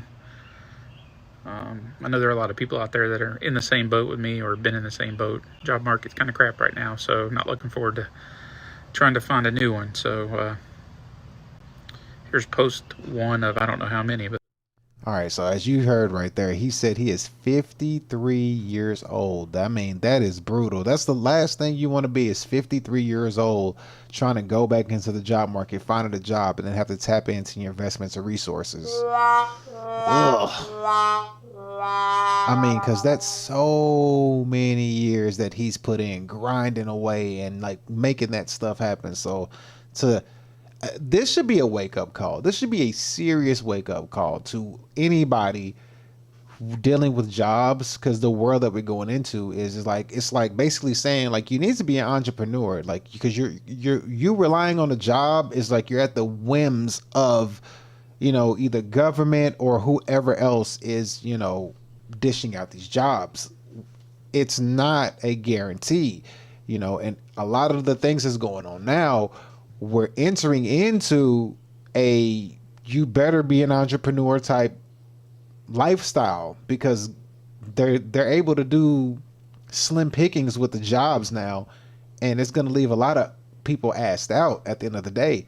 That's just what it's going to be, and it's going to be kind of brutal on how this plays out in the long run. But you know, what can you do? You know, like, what can you do except accept it for what it is and try to figure out a way to make things happen on your own, so therefore you don't have to be dependent on any kind of government or anybody else applying you with a job or supplying you with a job.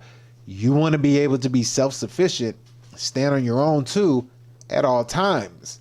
So that's just gonna have that entrepreneurial mindset.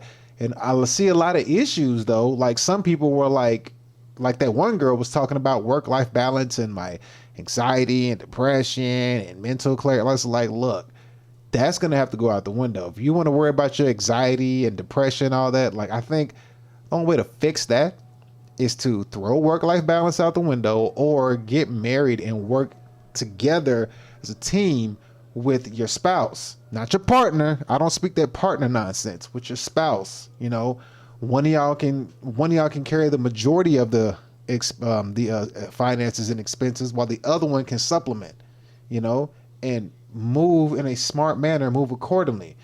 But nobody's been taught how to be a spouse lately, so it's going to be hard for that to work. Everybody's taught how to be a partner, or believe that being a partner is the way to go. But it's like, I don't know. I don't think people understand what a partner is. A partner is a business term. And people always claim that marriage is not a business, but people go into it as a business, and businesses fail all the time. And that's why I believe marriages fail. But if you walked into a marriage as, like, you know, husband and wife, spouse and spouse, I think your mindset would be different on proceeding forward and being successful. But that's just me talking.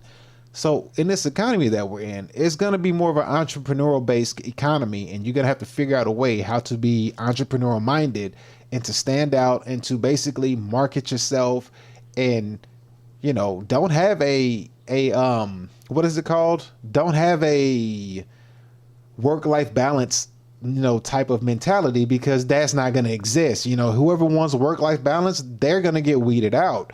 You know, the ones who work, and then, like, think about balance 20 years from now, those are the ones that are going to succeed. But you work-life balance people, like, you can miss that. That's not happening no time soon. I'm like, put your head down and grind for the next 5, 10, 15 years, and don't look up until you see, you know, what the fruits of your labor have caused you in this time, and don't take on no dead weight. You know, leave relationships alone. If you got kids, take care of your kids, but stay out of them court offices. Stay out of court. That's going to be a huge one. Like, a lot of this stuff that happens, you know, is a setback. But, you know, what do I know? But anyway, looking at that right there, shout out to them for that video. I forget what that guy's name was, but shout out to him for pointing that out. 900,000 people laid off.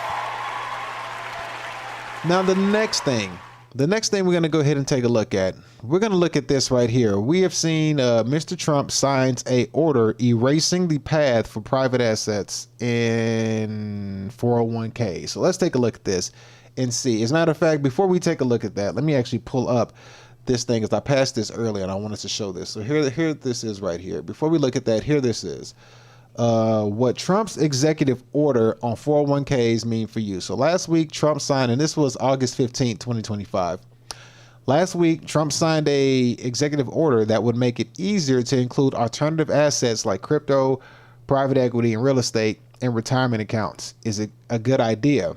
Well, then you have Ben Shapiro talking. The funds in most U.S. retirement accounts are pretty basic, stocks and bonds. But what about investing in all kinds of other stuff? So then that's the idea behind a recent executive order signed by Trump. It paves the way for the inclusion of crypto, real estate, and previously exclusive private equity in 401k accounts, which is interesting. NPR personal finance correspondent so this lady is about to talk about it. So Shapiro speaks on what's normally in a 401k and how this proposed here is different. The lady says a 401k is similar accounts are retirement plans offered by employers that workers can contribute money to. As an employee, she chooses among several investment options, typically funds composed of publicly traded stocks and bonds. Now, what this executive order aims to do is to lay the groundwork for a whole new investment categories that employees could choose from, like funds from crypto, real estate, or private equity. It directs different agencies and federal government to work on this, and it's a signal to the finance industry too. These kinds of assets are seen as riskier, of course, than the funds made of stocks and bonds, though they've obviously made some people very, very rich. And as Shapiro says, the idea of private equity, specifically in 401ks, has gotten a lot of attention. The lady says, yeah, private equity firms are investment companies that buy up companies or assets, often distressed businesses. Sometimes the private equity firms succeed in turning the company around. And sometimes, like with Toys R Us, the company gets loaded with debt and goes bankrupt.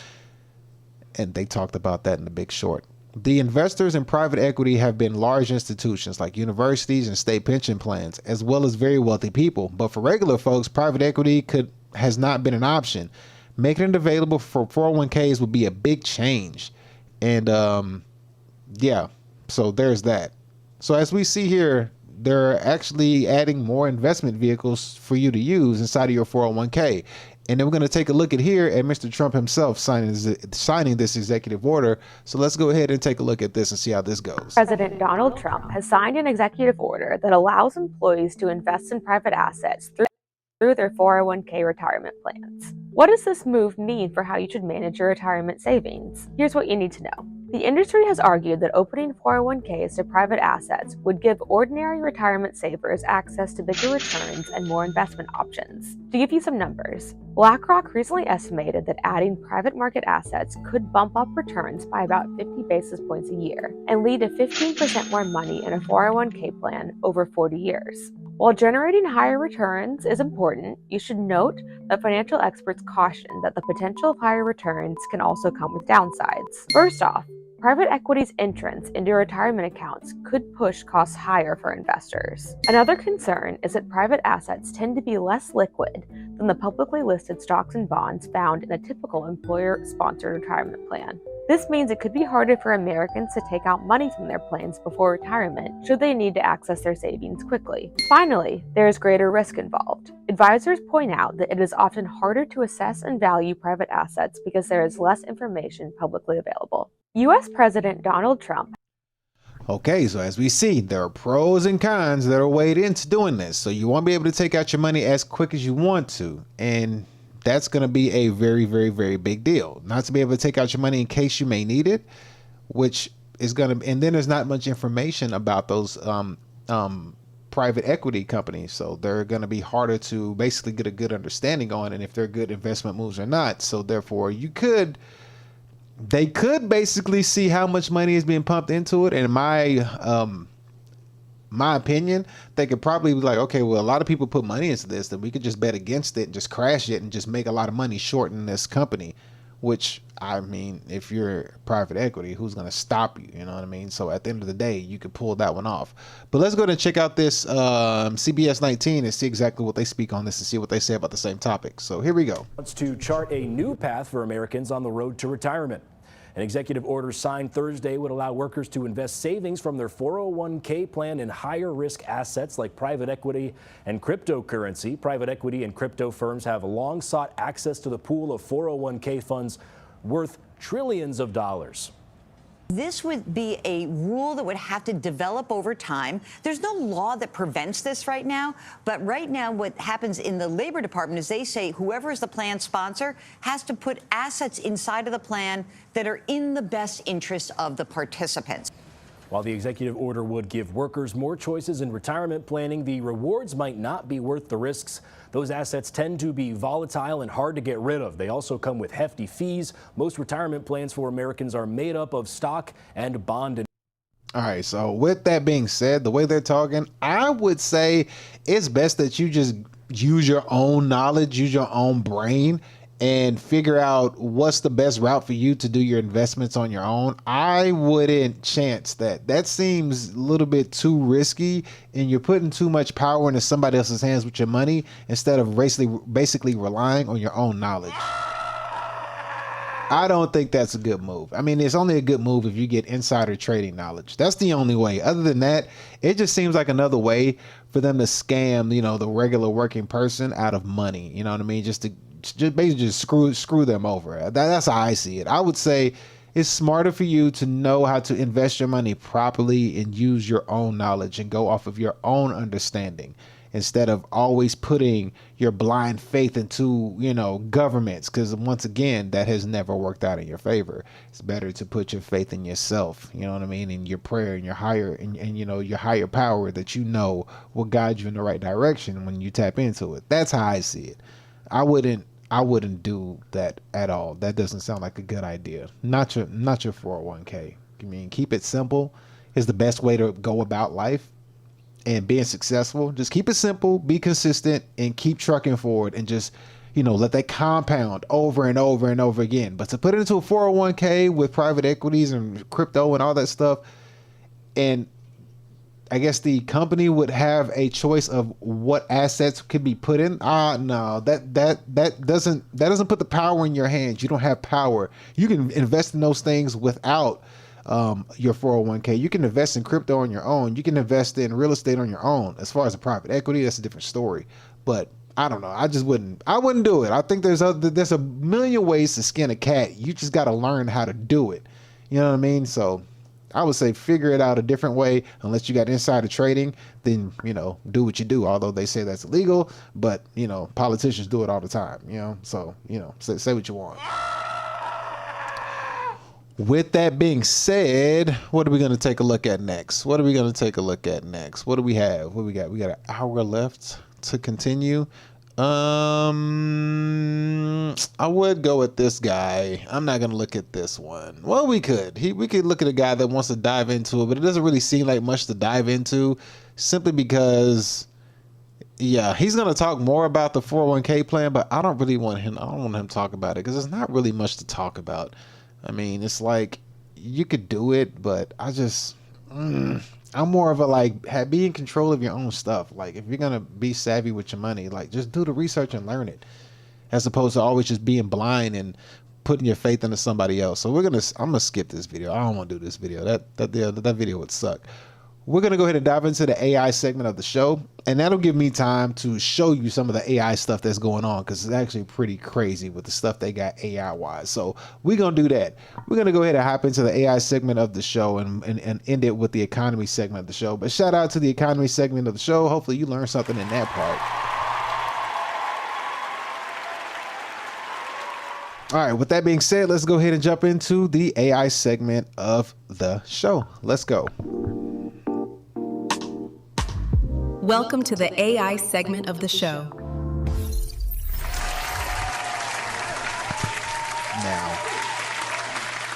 Now that was a pretty lady, I might say. That lady was very, very purty. She was purty. She was purty. She was purty. Yes, she was. She was purty. All right, so we're gonna go ahead and jump into the AI segment of the show. With that being said, let me go ahead and find some stuff too. There was some stuff I wanted to look into real quick. I want to show you what's been going on with AI lately. AI has been doing some crazy stuff lately, yo. I gotta show you these things. All right, we have to take a look at these. All right, so we're gonna take a look at how AI has been. I mean, AI been out here going wild. Let's see. Oh no, did they show him? Oh no, hopefully they don't show what I think they're gonna show. No, they're not. All right, so we're gonna take a look at what AI has been doing lately, man. So we're gonna start off with this right here. So let's take a look at how AI has been. AI been going crazy, y'all. All right, are y'all ready for this? Let's take a look at what AI has been doing. All right, here we go. We're gonna start off with this right here. Let me change the banner. As you can already see, AI is wildin'. Let's. True. Courtside calories don't count anyway. Facts. Yo, look at this view, bro. We're right on the wheel. House, just like we play. The whole house smell like butter in that box, man. True. Courtside calories don't count anyway. Facts. Yo, look at this view, bro. We're right on the wheel. Hawking rolling in, run two. Look at the speed building on that chair. He's locked Big in. Pump coming up the wall. Launching 420 tailspin attempt. He loads it, can't find the landing. Sideways. Absolutely. Hawking rolling in, run two. Look at the speed building on that chair. He's locked Big in. Pump coming up the wall. Launching 420 tailspin attempt. He loads it, can't find the landing. Now Hawkins. Ma'am, I need you to step back from the animal. You realize it's against the ordinance to feed wildlife like this? He's not just wildlife, officer. That's Benny. He's been coming by for 8 winters. I look after him. It's still dangerous. That bear could hurt you or something. Ma'am, I need you to step back from the animal. You realize it's against the ordinance? Hey, what's that man on that grassy knoll doing? Oh, Looks like he's taking pictures, Jack. Huh. Just wondering. Oh, wow. Hey, what's that man on that grassy knoll doing? Looks like he's taking pictures, Jack. Huh. Just wondering. Hey, what do you do for a living? Well, some days I pretend to be 10 different people before lunch. Other days I just talk to myself until someone laughs, and thankfully they pay me for it. Let's call it professional silliness with a pension plan. Hey, what do you do for a living? Bro, this AI is getting a little bit too legit. Look at, they got Robin Williams back, Tupac back, put JFK back, talking about who is that on the grassy knolls. I mean, like, it's just ruthless, but let's keep going. Different people before lunch. Other days I just talk to myself until someone laughs, and thankfully they pay me for it. Keep your hands on the wheel. You almost sideswiped 3 cars back there. Put it in park now. Young man, don't move. Door's locked. Open it right now. Keep your hands on the wheel. You almost sideswiped 3 cars back there. Put it in park now. Young man, don't move. Door's locked. Open it right now.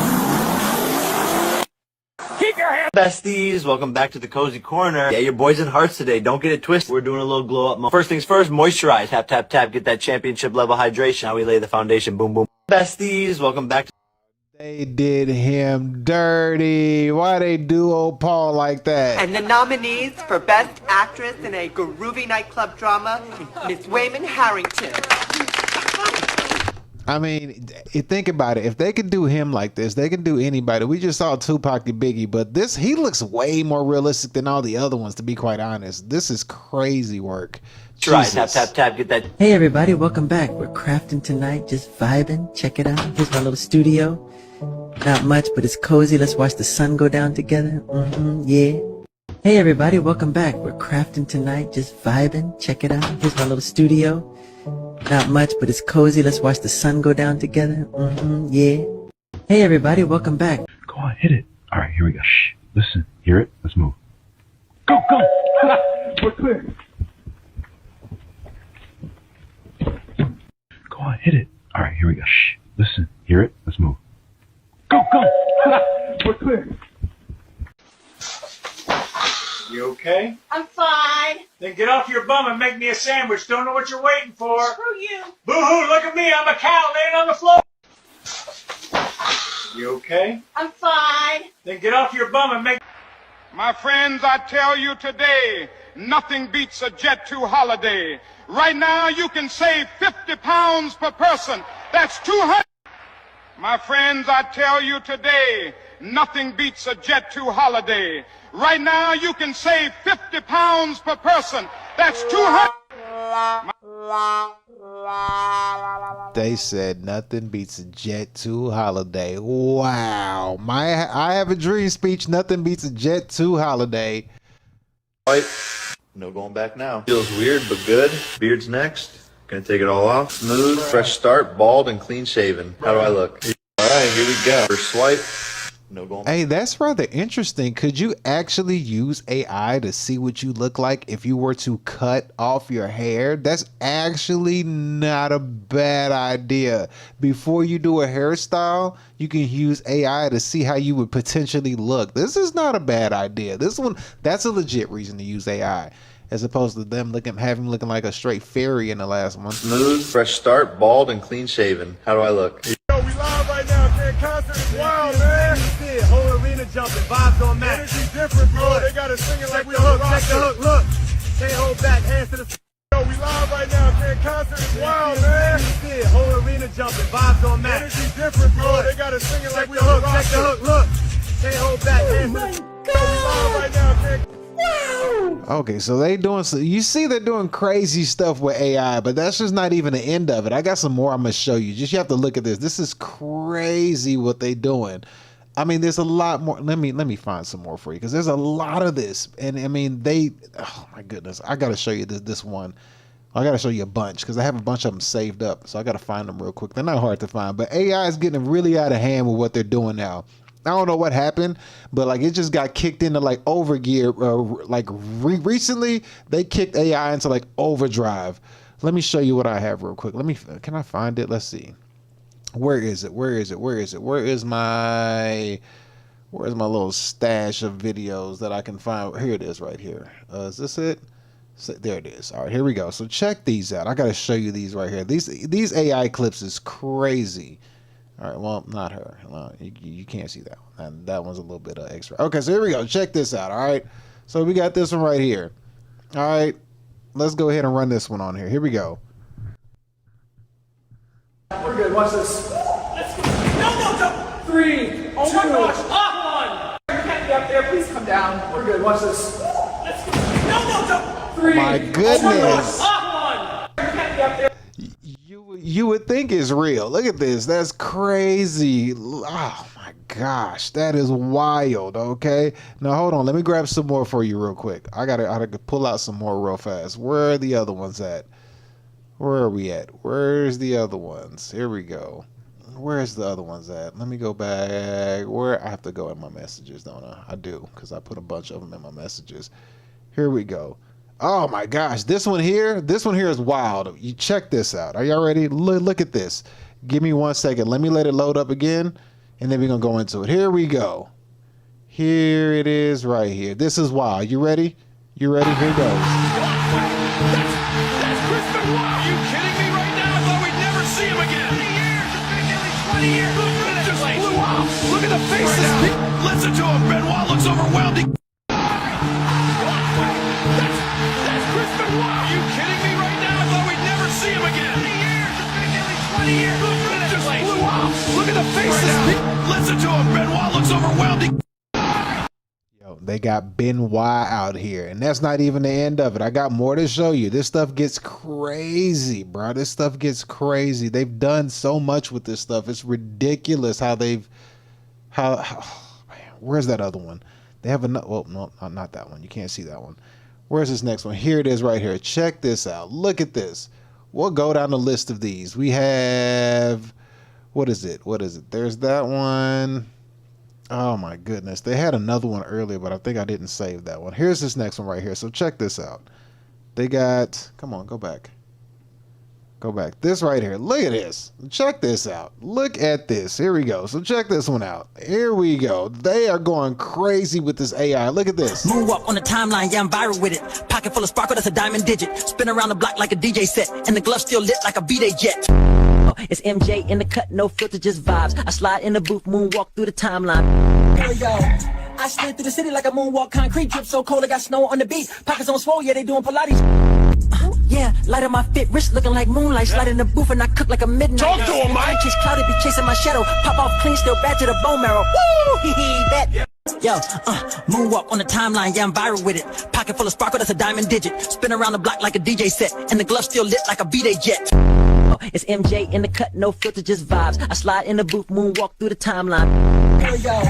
I slid through the city like a moonwalk, concrete drip so cold I got snow on the beat. Pockets on swole, yeah, they doing Pilates. Yeah, light on my fit, wrist looking like moonlight. Slide in the booth and I cook like a midnight. Talk to him, man. Kiss clouded, be chasing my shadow. Pop off clean, still bad to the bone marrow. Woo, hee hee, that. Yo, moonwalk on the time. They got his voice down. His voice actually sounds legit. Like, this is crazy work, bro. This AI is getting out of freaking hand. Like, come on. Oh my goodness. Hold on. We ain't done yet. We got more of those. It's crazy when you see these. I mean, they're really, really, really doing these things. And it's like, how the AI is getting way too good. It's getting way, way, way too good. It is fun to watch. Let's see what we got here. We have another one that we're going to see. Where is this other one? Where is it at? Where is this at? Okay, no, that doesn't look too good. Not that one. Where is it at? Where is the other one that I had? Oh my goodness. Where? You know what? That's what I need to look at right there. There it is. All right, here we go. So we have this next one right here. Where is it?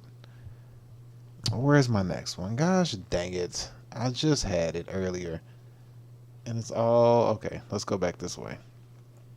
Oh, here we go. And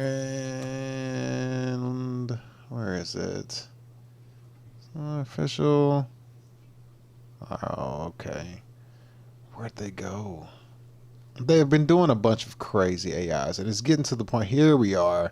Here we go. All right, here we go. They've been taking these things too freaking far, if you ask me. All right, here we go. Is this it? This is it. Yes, this is it. All right, so here we go. We got some more lined up for you right here. Let me see if I get these on your screen to look good. Here we go. Can you see it? Yeah, there it is. There we go. Let me get the sound on. Here we go. Hawking rolling in, run two. Look at the spade building on that chair. He's locked in. Hawking rolling in, run two. Look at the spade building on that chair. He's locked Big in. pump coming up the wall. Launching 420 tailspin attempt. He loads it, can't find the Sideways. landing. Absolutely. Hawking rolling in, run. Mathematically, the decision is irrational. I land the significant strikes with higher momentum, yes? Energy equals 1/2 mv squared. Yeah. His mass is smaller, my velocity... Listen, mathematically, the decision is irrational. I land the significant strikes with higher momentum, yes? Energy equals 1/2 mv squared. Yeah. His mass is smaller, my velocity... Listen, mathematically... Bro, using straight math. Is that a crocodile? I'm just giving him candy, Mom. No! Not right now! Stop! Get away from it! I need it! Get inside! No! Mommy! Oh my God! Get it! No! Mommy! Is that a crocodile? I'm just giving him candy, Mom. No! Get inside right now! Stop! Get away from it! I need it! Get inside! No! Mommy! Oh my God! Get it! No! Mommy!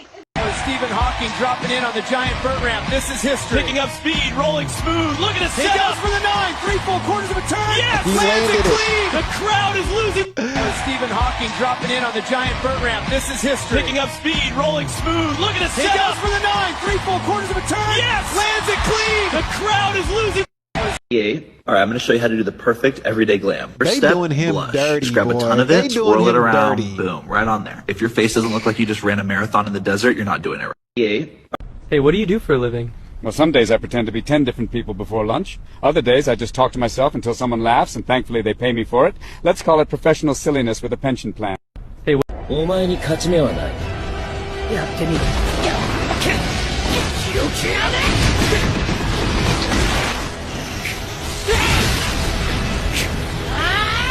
This is fire. 領域展開。何？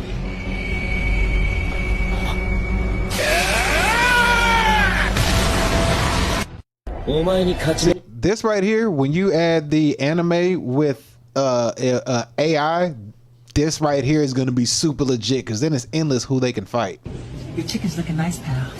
Woo! Yo, he stole my chicken! Got a crispy treasure, can't slow me down. Hot and golden, I'm out of this town. Move, move, Friday victory. Well, get back here. Run, spin, slide, I'm gliding out the door. Fried love in my arms, can't give it up no more. Hey, your chicken's looking nice, pal. Woo! Yo, he stole my chicken! Got a crispy treasure, can't slow me down. Hot and golden, I'm out of this town. Move, move, Friday victory. Well, get back here. Run, spin, slide, I'm gliding out the door. Fried love in my arms, can't give it up no more. Why bro changes jacket? Hey. Change this jacket. That's crazy. I'm Officer Kelly with Highway Patrol. Know why I pulled you over?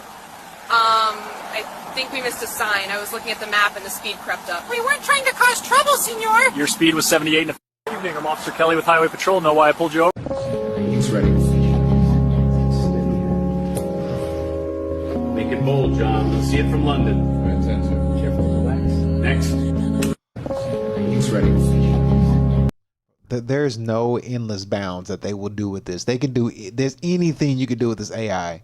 That's crazy work, man. They can do anything with this AI. Let me go find some more. There are some more we can look. This is crazy. They can do anything. This is ridiculous. The only thing sweeter than Nutella. Okay, so let's see here. We got this right here. This is crazy.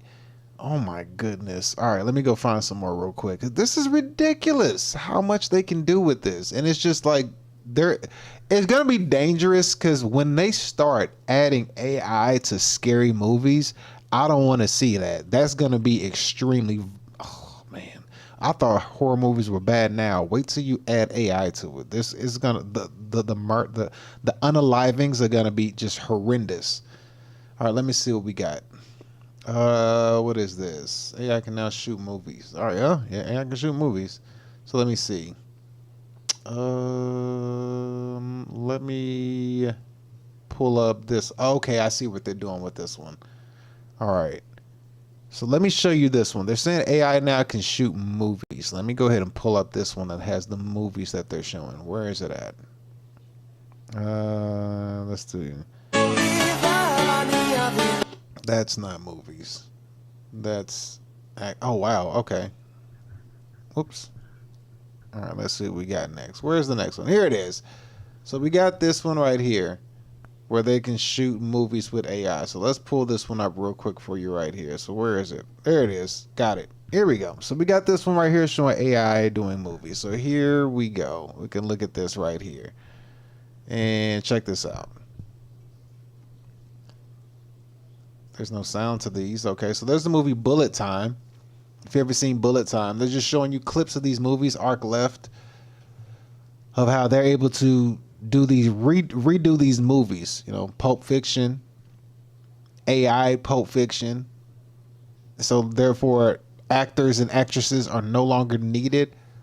I think that's the Joker movie, the Joker movie, the guy Joaquin something, Get Out. This is crazy. I mean, yeah, somebody says it's plagiarism at this point, but what are you going to do, sue them? Like, what can you do? There's nothing you can do. Even the Instagram memes, like anybody can be taken. Wow. There's no limit. There's no limit. I mean, you don't need a camera person anymore. What the hell you need camera people for? Like, it's just a waste. You don't need camera people no more. Look at this. Look at all these different ways that they can do it. It's unlimited, whatever you can do. Like, humans are no longer needed for entertainment at all. I mean, at the point, DnL&x Fitness needs to be AI. That's what I'm going to end up doing. I mean, might as well just change everything to AI and just change up the whole game. Like, this stuff is endless. This stuff is endless. There's no stopping this. There's nothing you can do to stop this. Happy birthday, dear Dad. Let's see. Let me find another one. Let's see. I got a few more I want to show you because I mean this stuff just goes crazy with how much that they can do with this. It just doesn't make any sense. Let's see what else we got. I want to keep going. Let's see.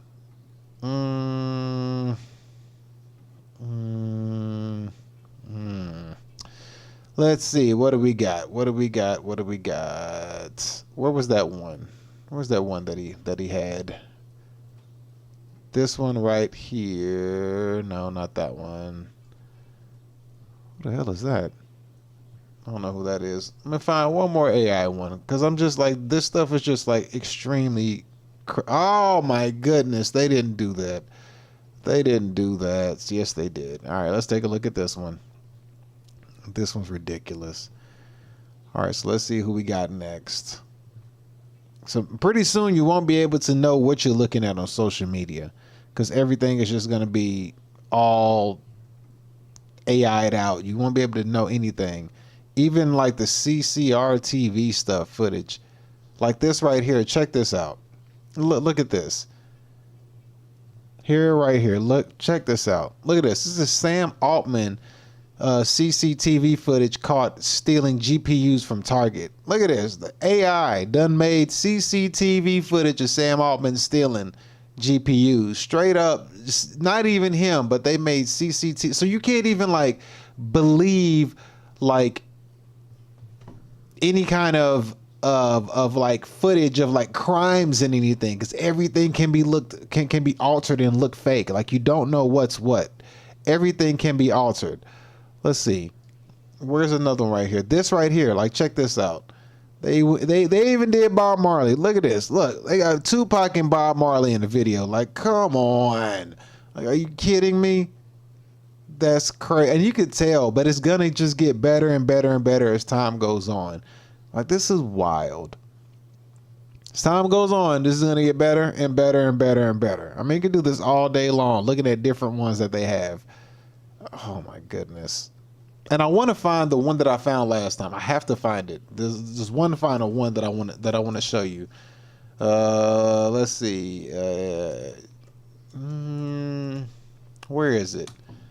I gotta find this one. This will be the last one that I show you, because this one kind of like had me like throw it off. I was like, wait, what? How did y'all? Here it is. I found it. Good Lord. Wow. I can't believe this, yo. This is freaking crazy. Here we go. Here we go. Check this out. Here we go. As you see.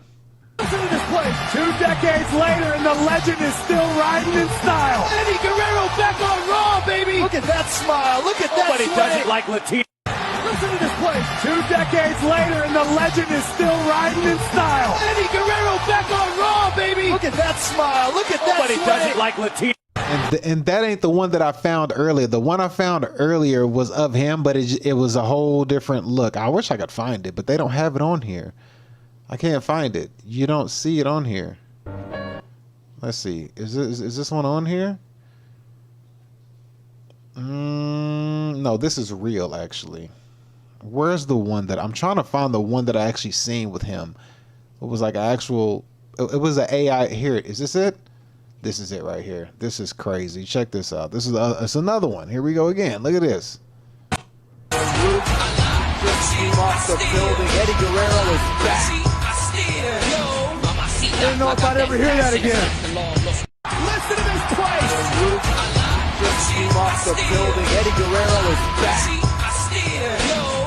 I don't know if I'd ever hear that again. Listen to this place. This is crazy, yo. This is crazy. Like you'll never think you'll see the way. There's no limit to this, yo. Wow, they wrong for that. I don't want to show that one. That one's wrong. That one's messed up. Wow. I mean, like they even go as far as taking it to this right here. Like, look at this. Check this out. Like this don't even make sense. Look at this. Look who's wrestling. Look at this. Listen to this crowd. You are not seeing things. Albert Einstein is walking to a WWF ring. The man who gave us relativity just might give somebody a beating tonight. Weighing in at 215 pounds, making his World Wrestling Federation debut, Jesus Christ! Albert, you can measure the speed of light, but you can't measure the love and power that's about to rain down on you in this ring. Speed of light, huh? Listen to this crowd. You are not seeing things. Albert Einstein is walking to a WWF ring. The man who gave us relativity just might give somebody a beating tonight. Weighing in at 215 pounds, making his World Wrestling Federation debut, Jesus Christ! Albert, you can measure the speed of light, but you can't measure the love and power that's about to rain down on you in this ring. Speed of light, huh? They even got the commentators' voice down, JR and Jim Ross. They even got their voices down right. I mean, like it's just endless on what they can do with this, man. And it's crazy how, I mean, like, oh my gosh, I gotta show you this one. I mean, I could show you this stuff for days. Where is it? Look, oh my goodness. This stuff doesn't stop. Oh my gosh. Where is it? Where is it at? Right here. Gosh dang it. Oh my goodness. Oh my God. Look at this. Check this out. Look at this. Look at this. Look at this. What's good out here in Havana? Sun on my face, and look who I just ran into. Peace, everyone. The dragon himself, Bruce Lee. No cap, this is real life. Life be full of surprises, my friend. We out here vibing, old car.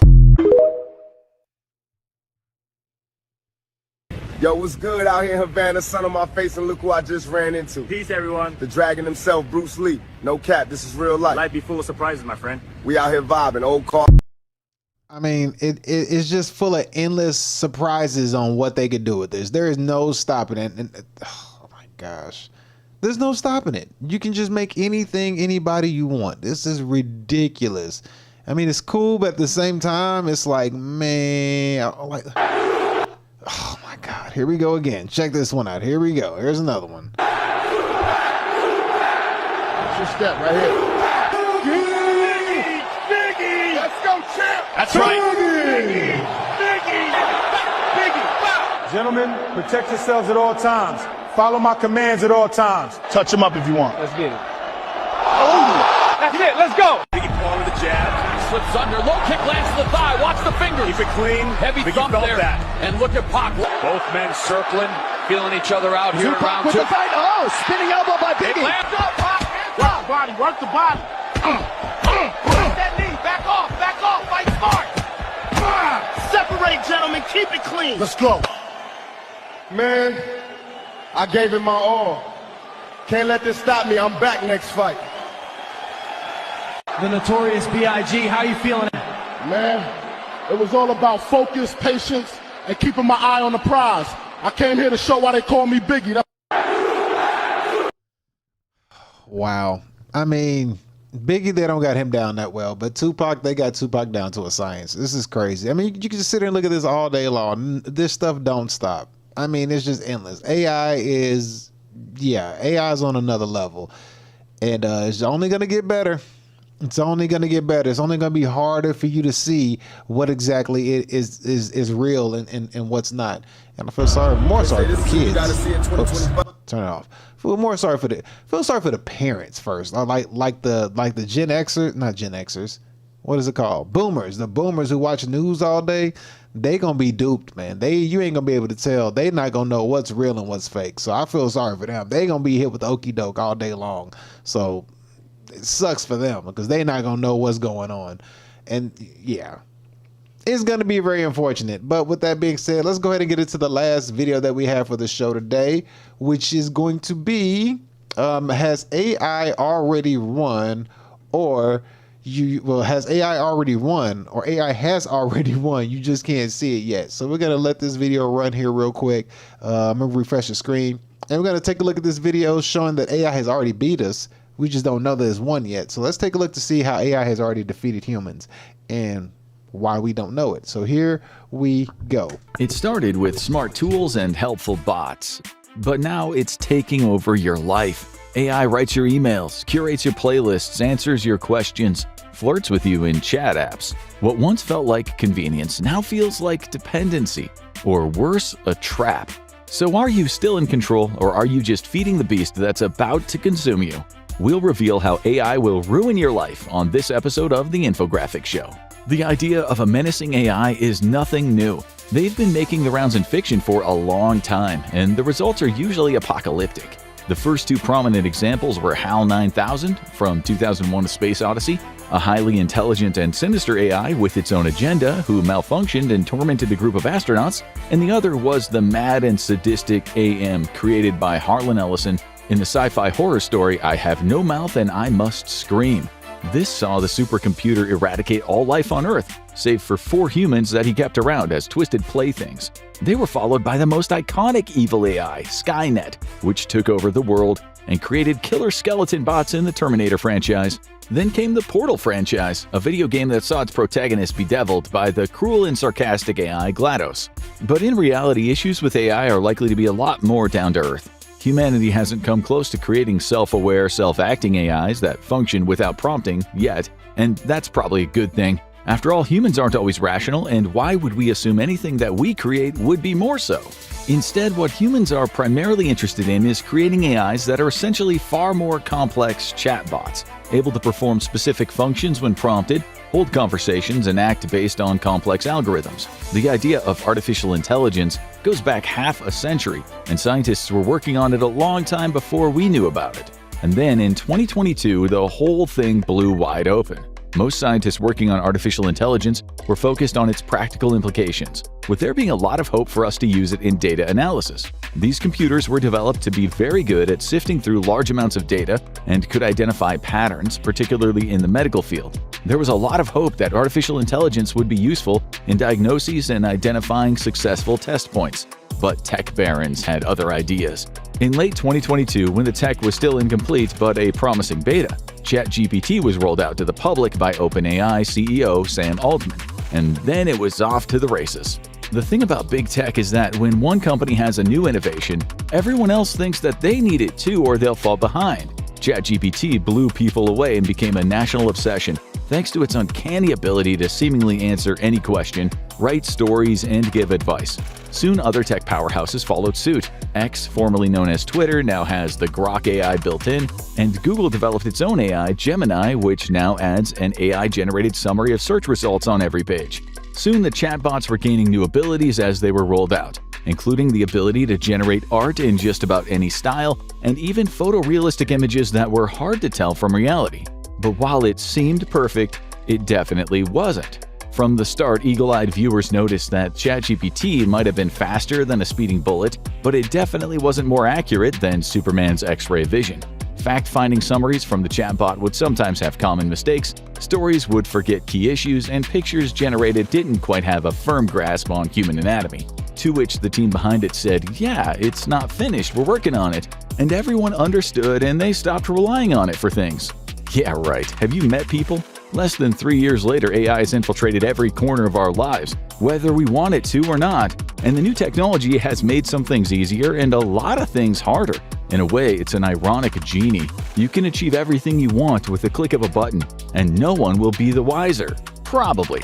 Sure, it won't be as good as if you just put some effort into it, but it'll be a heck of a lot easier. And how much do you really value what people think of your work? Many people have chosen the quick and easy option, and that work has to come from somewhere. One of the biggest misconceptions about AI is that it actually is thinking for itself. Unlike the movie versions, which usually don't end well, ChatGPT and other AIs currently are not sentient. Rather, they're very advanced search engines equipped with predictive features that let them analyze the contents of the internet and then come up with collated answers. That means that what you're getting from each prompt isn't from ChatGPT per se, it's from what ChatGPT collects and spits back out. And that's led writers and artists to say, "Hey, you're using my stuff." And that's not the biggest problem, because as everyone knows, you can just go on the internet and tell lies. If ChatGPT is using the entirety of the internet to generate its answers, then it's going to come across a lot of inaccurate material, and often the inaccurate material is the most popular, which leads to it being weighted more heavily in the answer that ChatGPT generates. This is a problem across the major AI engines, and the companies admit it. They essentially have said AI is great, but you should supplement it with a little of your own intuition and make sure that you're making the right choices. The good news is no one is becoming overly dependent on AI, right? Well, they say the children are our future, and in this case, they are the canary in the coal mine. Teachers dealing with Gen Z, and especially the younger Gen Alpha, report that these kids are dependent on ChatGPT in a way that is shocking. Students will be asked a question, look up the answer on ChatGPT, and insist it's right even if it is obviously inaccurate. They use a Chuck? Oh, there we go. Okay, Jesus, I didn't hit the mute button. That right there, using ChatGPT, looking up the answer and then using the answer, even though it's clearly wrong, it is completely demolishing children and young kids to use their brains. They're not thinking. They don't have to think anymore. That's going to be the biggest problem I see with AI rolling out, especially with kids in school. They won't know how to solve an equation to know that the computer has given them a wrong answer. So then the theory of the movie, or I guess the premise of the movie Idiocracy that came out years ago, is going to come to fruition, because how human existence was very stupid because of the computer technology as time went on. If kids are just going to go in and look for an answer and type it in and just think they know the answer, they're not going to know the concept of how to show your work in order to get the answer. They may get the answer, but not know how to show your work getting there, which is going to be a huge, huge detriment moving forward. And it's going to show the difference between rich kids and poor kids, because the rich kids are probably going to be able to have tutors and stuff that are going to be able to teach them how to show your work and to be able to understand how to actually use your brain and think logically, as opposed to poor demographics. They're not going to, I mean, hell, the teachers might be even not smart enough to be able to give these kids a proper education, let alone put up with the kids who don't want education. They just want the answer. They just want to get through life and get through school, because then in the future, what do they have to look forward to if the job market is already going to be screwed up and rigged, and there's no point in even learning and having a higher education? Their way of living is going to have to be based off of creativity. It's going to have to. They're going to have to be able to be creative and be entrepreneurial minded and spirited. They're not going to be able to get a job unless, you know, your parents or something's already crazy uber rich and able to provide that for the kids. But other than that, like, they're at a huge disadvantage, and people are just not seeing it yet.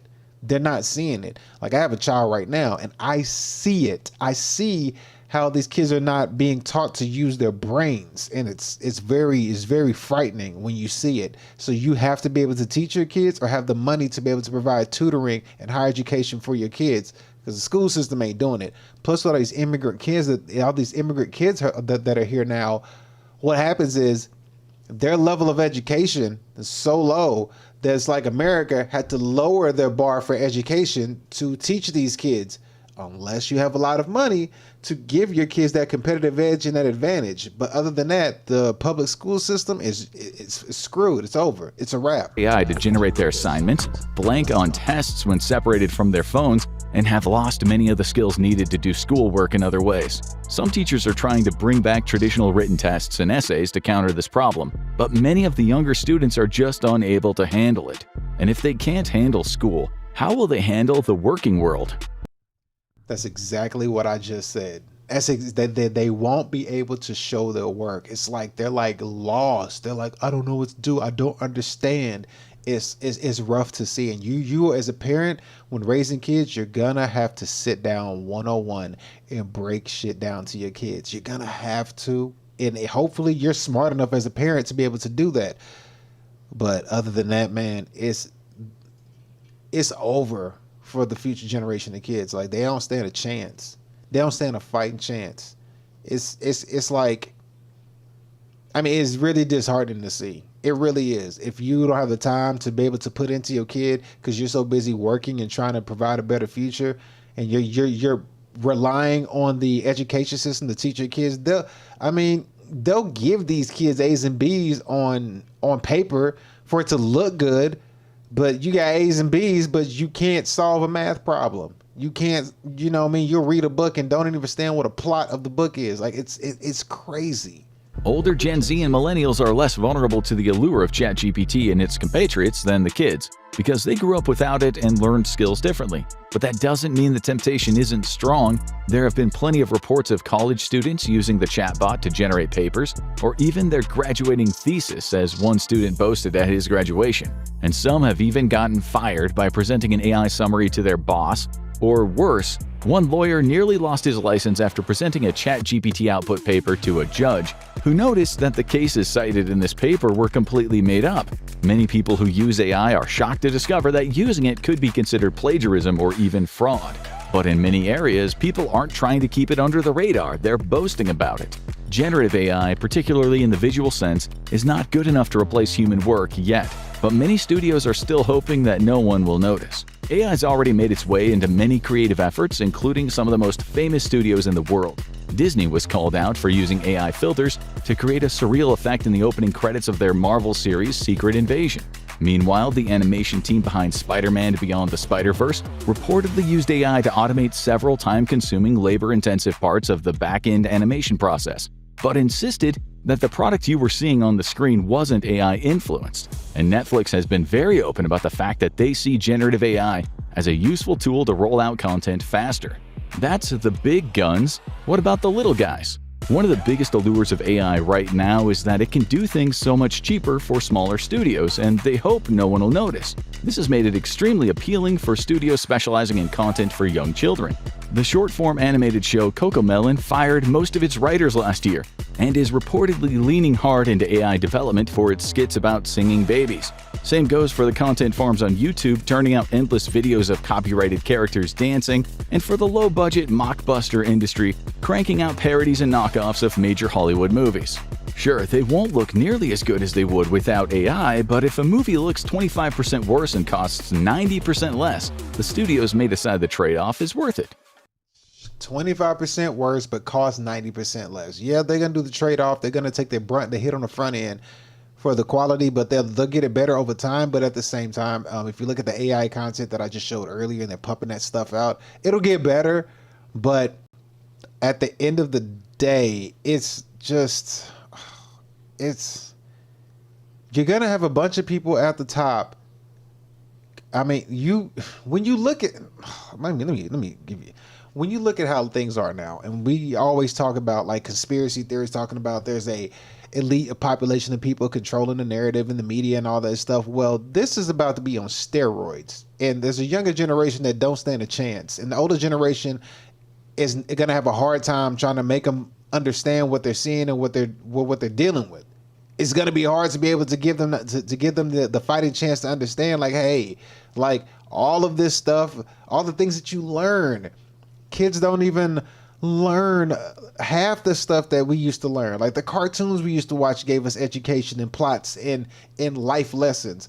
Nowadays, these kids these kids watch these stupid game shows. All they watch is game shows. All these influencers now are giving children game shows and nothing that has no substance to it whatsoever. It's just like, I'm gonna do a challenge today, and the kids are watching challenges all day. You know what I mean? At least like I had the Magic School Bus growing up, the Captain Planet. I mean, all these different things that Bill Nye the Science Guy.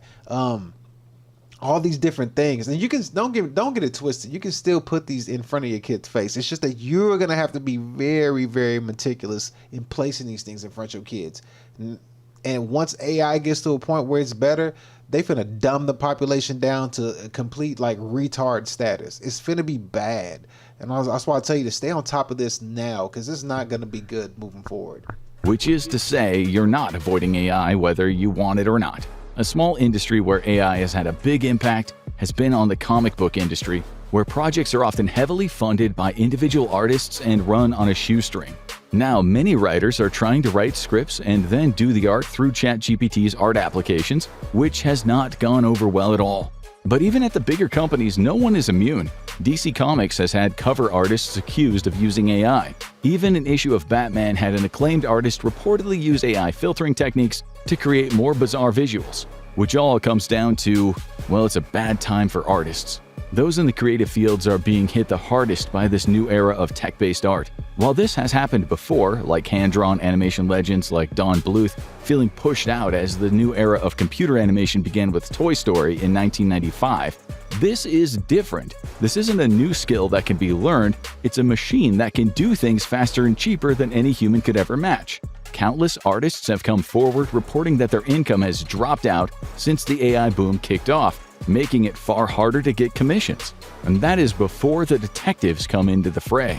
Many people are strongly opposed to AI in the creative fields, considering it not just an insult to real human art, but based around theft, as the AI creations are filtered from real art and writing found on the internet. And they aren't shy about calling out AI use when they see it, but they don't always know what they're seeing. Artists who use a more glossy computer-generated aesthetic have been frequently accused of using AI, and so have writers who use M-dashes in their work. This means that not only are creators losing money to AI, but they can be taken down by accusations of AI use without having any way to prove their innocence. And all the while, AI gains more and more of a foothold everywhere. We've all had trouble with our internet service or trying to get a refund from Amazon, and instead of getting a person, you get an automated voice system making you go through an elaborate series of menu options while you shout, "I want to talk to customer service," repeatedly. Well, imagine if that was everything, except you didn't even know if you were talking to a person or not. One of the fastest growing areas of AI is creating voice simulations that sound like a real person, but aren't. Suddenly, your order taker at the fast food place or the supposed expert you're getting advice from on your broken router could be an AI chatbot. And you might never be the wiser. You better hope they're taking their advice from the right places. But that is nothing compared to just how bad actors could take advantage. It's one of the most common scams out there. Grandma gets a call telling her that her beloved grandson has been arrested in Mexico and is facing years in prison. But he can be free if Grandma pays a fee by credit card. It makes total sense, but countless sweet old people have been scammed out of their life savings by this nasty trick. The government has been working to make people aware of it, and the scam has decreased in success. But imagine if instead Grandma gets a call in her grandson's voice, sobbing and begging for help. As soon as generative AI made it possible to spoof people's voices, the world of scammers opened wide. And that is just the beginning of the Orwellian nightmare that might await. In the past, people looking to score points against their enemies haven't been shy to lie, such as photoshopping a politician they hate next to an infamous terrorist or sex criminal. But these photoshops are often crude and easy to identify as fake. But an AI image generator can now create a built-from-scratch image of exactly the twisted scenario people might want to spread. It's going to get increasingly hard to prove them wrong as the image generators get upgrades that fix glitches like blurry backgrounds or odd numbers of fingers. One of the scariest things about the current AI boom is that no one knows how far it'll go and how many things it'll replace. There's already a lot of fear about AI replacing countless jobs, and they have reason to be worried. The first jobs to go are often the jobs that require a lot of repetitive, time-consuming work, often replacing hundreds of data analysts or production assistants with one computer. This replacement can't be seen in the final project, but it still puts a lot of people out of work. And AI supporters often talk about replacing teachers with AI instructors, but that's a while off, given how inaccurate some AI summaries can be. But one thing that has already been replaced is making it much harder to make a living. One of the ugliest parts of job hunting these days is filling in online applications and then getting a rejection email quickly, sometimes minutes later. This is because many companies have a dirty little secret. They're using an automatic filter powered by AI that reads the applications and usually filters out any that don't match a specific criteria. What is that criteria? They're not telling, but many people have reported getting hundreds of very similar rejection letters if they hear back at all, with many calling this the worst time to job hunt that they have ever experienced. But could things be about to get even worse? AI doomsayers say the technology could eventually eliminate the vast majority of remote, creative, and database jobs, although others say that's unlikely. After all, will people really be willing to give up that necessary human touch? As you can see what I was saying earlier, this is forcing you to be an entrepreneur. You have no choice but to be an entrepreneur. Fewer people are going to have jobs, so you're going to be forced to be able to create your own job and create your own income and create your own way of getting by in life. This is what it's doing. But countless jobs will be eliminated as companies figure out how to streamline production and incorporate AI. They call it right-sizing and insist that they're just restructuring, but many of these jobs will never come back. To some older generations, this might be welcome. After all, now those youngins will have to get a real job. But this might wind up being just another blow to a generation that is already struggling.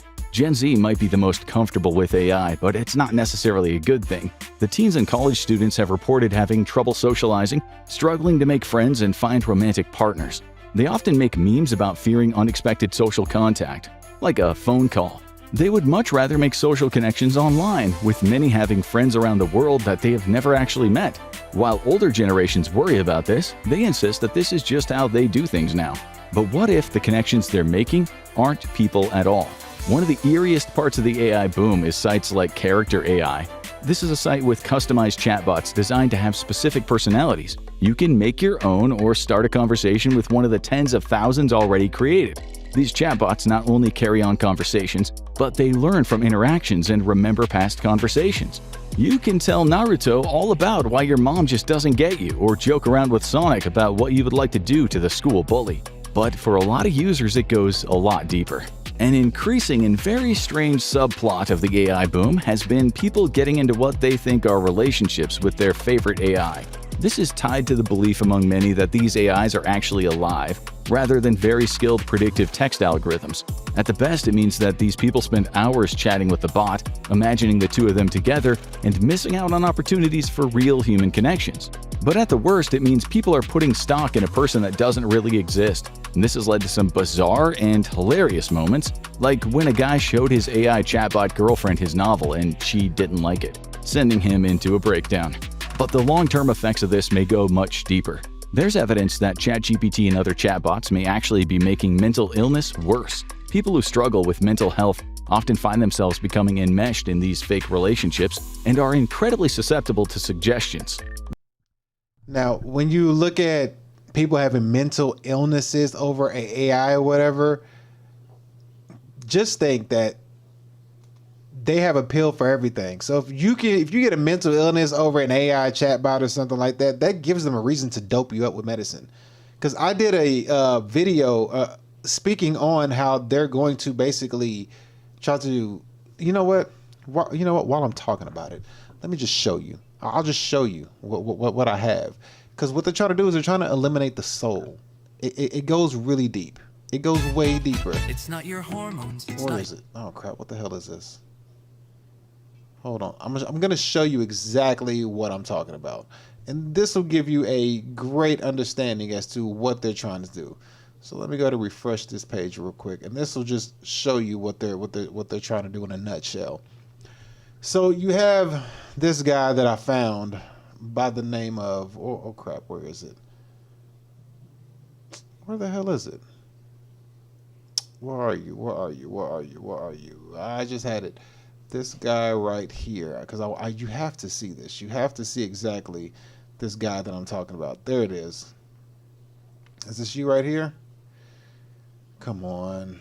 There it is. All right, so basically when you look at things from a deeper perspective, what they'll try to do is they'll keep trying to dope you up with medicine. So people who are having mental illnesses or any kind of breakdown from AI or whatever, or anything that requires you to get medicated like these therapists do, giving you free drugs and all this crap, as long as you got insurance or diagnose you with something just to get you doped up. I found this and I did a whole video on this. If you want to see the whole video that I'm about to show you about this topic, it was called I think it's called The Rapture Part 2, I believe, is what I had went in. I did a great understanding on this right here. But look at this. In a nutshell, looking at the guy named Rudolph, what was your name? Rudolph Steiner, I believe. And they wrote a document. And in this document, it spoke on this. Listen to what I'm about to read to you, okay? It says this right here. It says, in the future, we will eliminate the soul with medicine. Under the pretext of a healthy point of view, there will be a vaccine by which the human body will be treated as soon as possible, right at the birth, so that the human being cannot develop the thought of the existence of the soul and the spirit. Materialistic physicians will be entrusted with the task of bringing out the soul of humanity. As today, people are vaccinated against this or that disease. So in the future, children will be vaccinated with a substance that can be produced precisely in such a way that people, thanks to this vaccine, will be immune to being subjected to the madness of spiritual life. They would be extremely intelligent, but they would not develop consciousness. And this is the true goal of some materialistic circles. Let me read that again. They would be extremely intelligent, but they would not develop consciousness. And that is the true goal of some materialistic circles. With such a vaccine, you can easily make the etheric body detach from the physical body. Once the etheric body separates, the relationship between the universe and the etheric body would become extremely unstable, and man would become an automaton, because the physical body of man must be polished on this earth by spiritual will.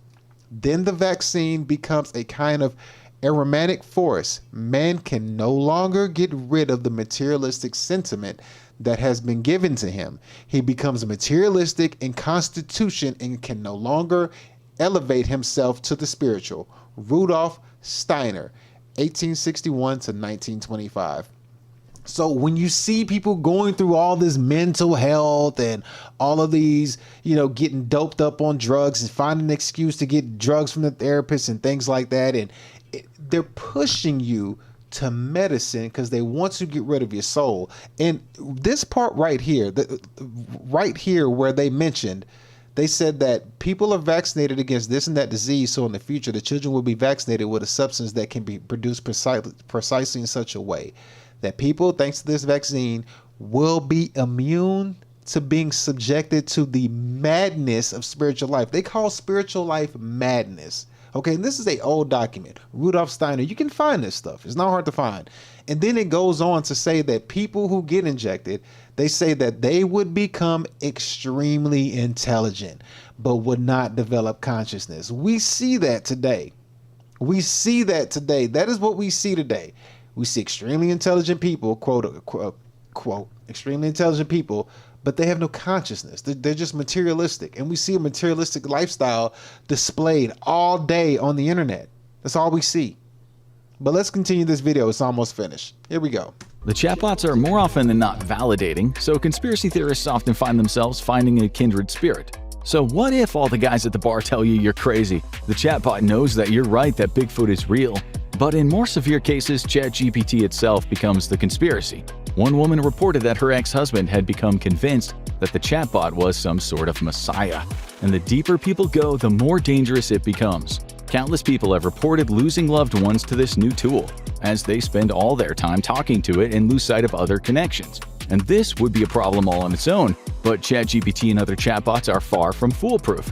There have been many reports of the chatbot spewing out inaccurate or even dangerous advice, such as when one Redditor asked it to act like a wizard and create a spell to breathe underwater. It advised the user to perform a unique ritual and then walk into the water to see if it worked. While this isn't likely to fool the average person, a deeply susceptible individual might be in danger.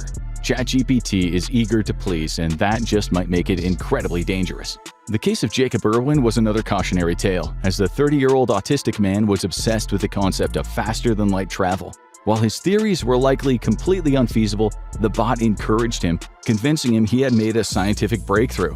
When other people didn't support this, Irwin had a breakdown, leading to him being hospitalized 3 times for manic episodes, and his mother was shocked when she soon discovered his elaborate chat logs. And more, some people are saying that what AI offers the world isn't worth the cost. While many people worry about the possibility of it creating a world without jobs, human interaction, and accurate search engines, there's another element that might just ruin the world: its environmental impact. ChatGPT and other AI programs run on massive computing farms, although defenders say that this is just a tiny fragment of the energy that's used on computers as a whole. However, when it's concentrated in one place, like it is in a Grok data farm in Memphis, locals say this massive energy usage actually impacts the air they breathe. So, is it time to ban AI? ChatGPT says, good luck with that. When technology is launched, it's extremely hard to put it back into the bottle. AI has already been incorporated into countless visible areas and even more invisible ones. Much like every other new tech development, it'll be messy at first, but it'll likely be refined in the future. People will find out what works for them and what doesn't, and until then, it has the possibility of screwing up people's lives in ways we don't expect. And if you think AI That right there is the truth. Has the possibility in screwing up people's lives in ways that we do not see. Now, speaking of screwing up people's lives, as I just showed you about Rudolf Steiner speaking on the future that they will eliminate the soul with medicine, there's also the technology that they also speak on, which I'm going to read to you right here before we close out this video. So after I read you this right here, put this on the screen. I read you this by Rudolf Steiner, where he speaks on, in the future, we will eliminate the soul with medicine. So they're trying to get rid of your soul with medicine. A healthy point of view, there will be a vaccine by which the human body will be treated as soon as possible right at birth. So, you know, and we might not be all the way to that point, but we're damn near close because we're vaccinated like crazy and we're super materialistic and nobody seems to tap into a spiritual way of living or a spiritual lifestyle. And it might have already happened, I don't know, but what he's saying here is extremely close. Now, looking at this document right here, they speak on the technology. And when they speak on the technology, look at what they said, all right? Right here, can you see it? Yes, you can see it. I'll zoom in a little bit more. So right here, when they speak on this technology, it says this: the technology has made it possible to study complicated illnesses in an entirely new way. A few well-known disorders such as Huntington disease, sickle cell anemia are caused by defects in a single gene, but most devastating illnesses among them, diabetes, autism, Alzheimer's, and cancer, are almost always the same result, a constantly shifting dynamic that can include hundreds of genes. The best way to understand those connections has been to test them in animal models, a process of trial and error that can take years, but the CRISPR promises to make that process easier, more accurate, and exponentially faster. All right, here we go. Inevitably, the technology will also permit scientists to correct genetic flaws in human embryos. Any such change, though, would infiltrate the entire genome and eventually be passed down to children, grandchildren, great-grandchildren, and every subsequent generation. That raises the possibility, more realistically than ever before, that scientists will be able to rewrite the fundamental code of life with consequences for future generations that we may never be able to anticipate. Vague fear of a dystopian world full of manufactured humans long ago became a standard part of any debate about scientific progress. So this here ain't nothing new. They know what they're doing, and it's written. It's just up to you if you choose to find it, and if you come across it, you can take it and be like, whatever, it's a conspiracy, but it's written. They're going in and they're using medicine to disrupt and destroy your soul. They don't want you to have any soul connection to any higher power or any kind of spiritual. And they want to keep you materialistic as hell, which then it raises the question as to this. We see all this materialistic stuff go on, and AI is just going to make people dumb, and people are going to like not be able to think for themselves, and then they're going to develop all kind of mental illnesses. But if we look at life now, we see materialism all over the internet. Who's to say that people don't already do these things in order for a financial gain? There's people who don't believe in souls. There's people that are atheists. I'm not knocking nobody. I'm just kind of pointing out scientific information and pointing it to people who don't care about anything past the physical and the material. People who are materialistic, you got like women out here that go to Dubai, get flown out and get shattered on by sheiks and get paid hundreds of thousands of dollars, right? Who's to say that they don't get injected by something that alters their DNA? On top of taking the money, who's to say that, you know, they don't drug them with the drug? They get knocked unconscious and they hit them with the drug or something, and then they give them money, and then these women are walking around materialistic as hell with no soul, because it makes you wonder, how can human beings be so at odds with each other? You know what I mean? Like it makes you wonder, how is it that, oh crap, what did I do? Okay, I did that. It makes you wonder why the humans are so like on two different worlds. They're like, it's like it doesn't make sense how we become so detached, but it shows you right here. It tells you right here when I read this to you. It shows you it's not a hidden thing. It's something that's happening beneath the surface. We know that this is a thing that's been going on. Does the public know? Well, if they choose to read and do research. But it tells you that in the future, we will eliminate the soul with medicine. Medicine has been given to people like crazy. And it's up to you to believe, are they really trying to make something like this happen? Well, you can't ignore the fact that when you look at the world as a whole, you can't ignore the fact that we're materialistic as hell. And AI is only going to expedite that process by basically causing more need for quote unquote medicine. Because when you watch all those futuristic movies, you ever notice like the futuristic people walking around, they got to take the little pill to stay medicated. It's to keep their soul detached, so they can never ever get out of it. And then they alternate. Then they alter your DNA from a double helix to a triple helix, and that passes down to your future generations. It's forever locked in. Anyway, I gotta get up out of here, man. Thank y'all for tuning in to another DnL&x Fitness live stream show. I know hopefully it's something you learned something today that can get you, some better understanding in life. But with that being said, I gotta get up out of here. We'll be back for another video tomorrow. I gotta take care of some stuff. I gotta get up out of here. I'm running kind of late, so I'll see y'all tomorrow. Take care, love y'all, and we'll see y'all in the next show. Enjoy the sexy lady on the way out the door. Peace. Thank you for watching DnL&x Fitness live stream. Goodbye.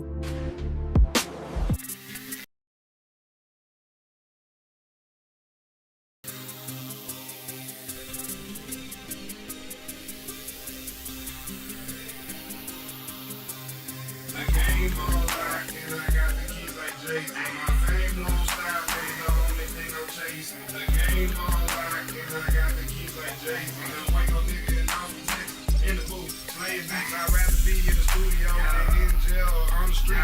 Talking the wrong, coming off your teeth. Got that one hit to quit and knock you off your feet. It's big art, baby, I'm obsolete. Pockets chunky like cottage cheese. Real nigga, I just gotta be. Smoking weed that don't gotta see.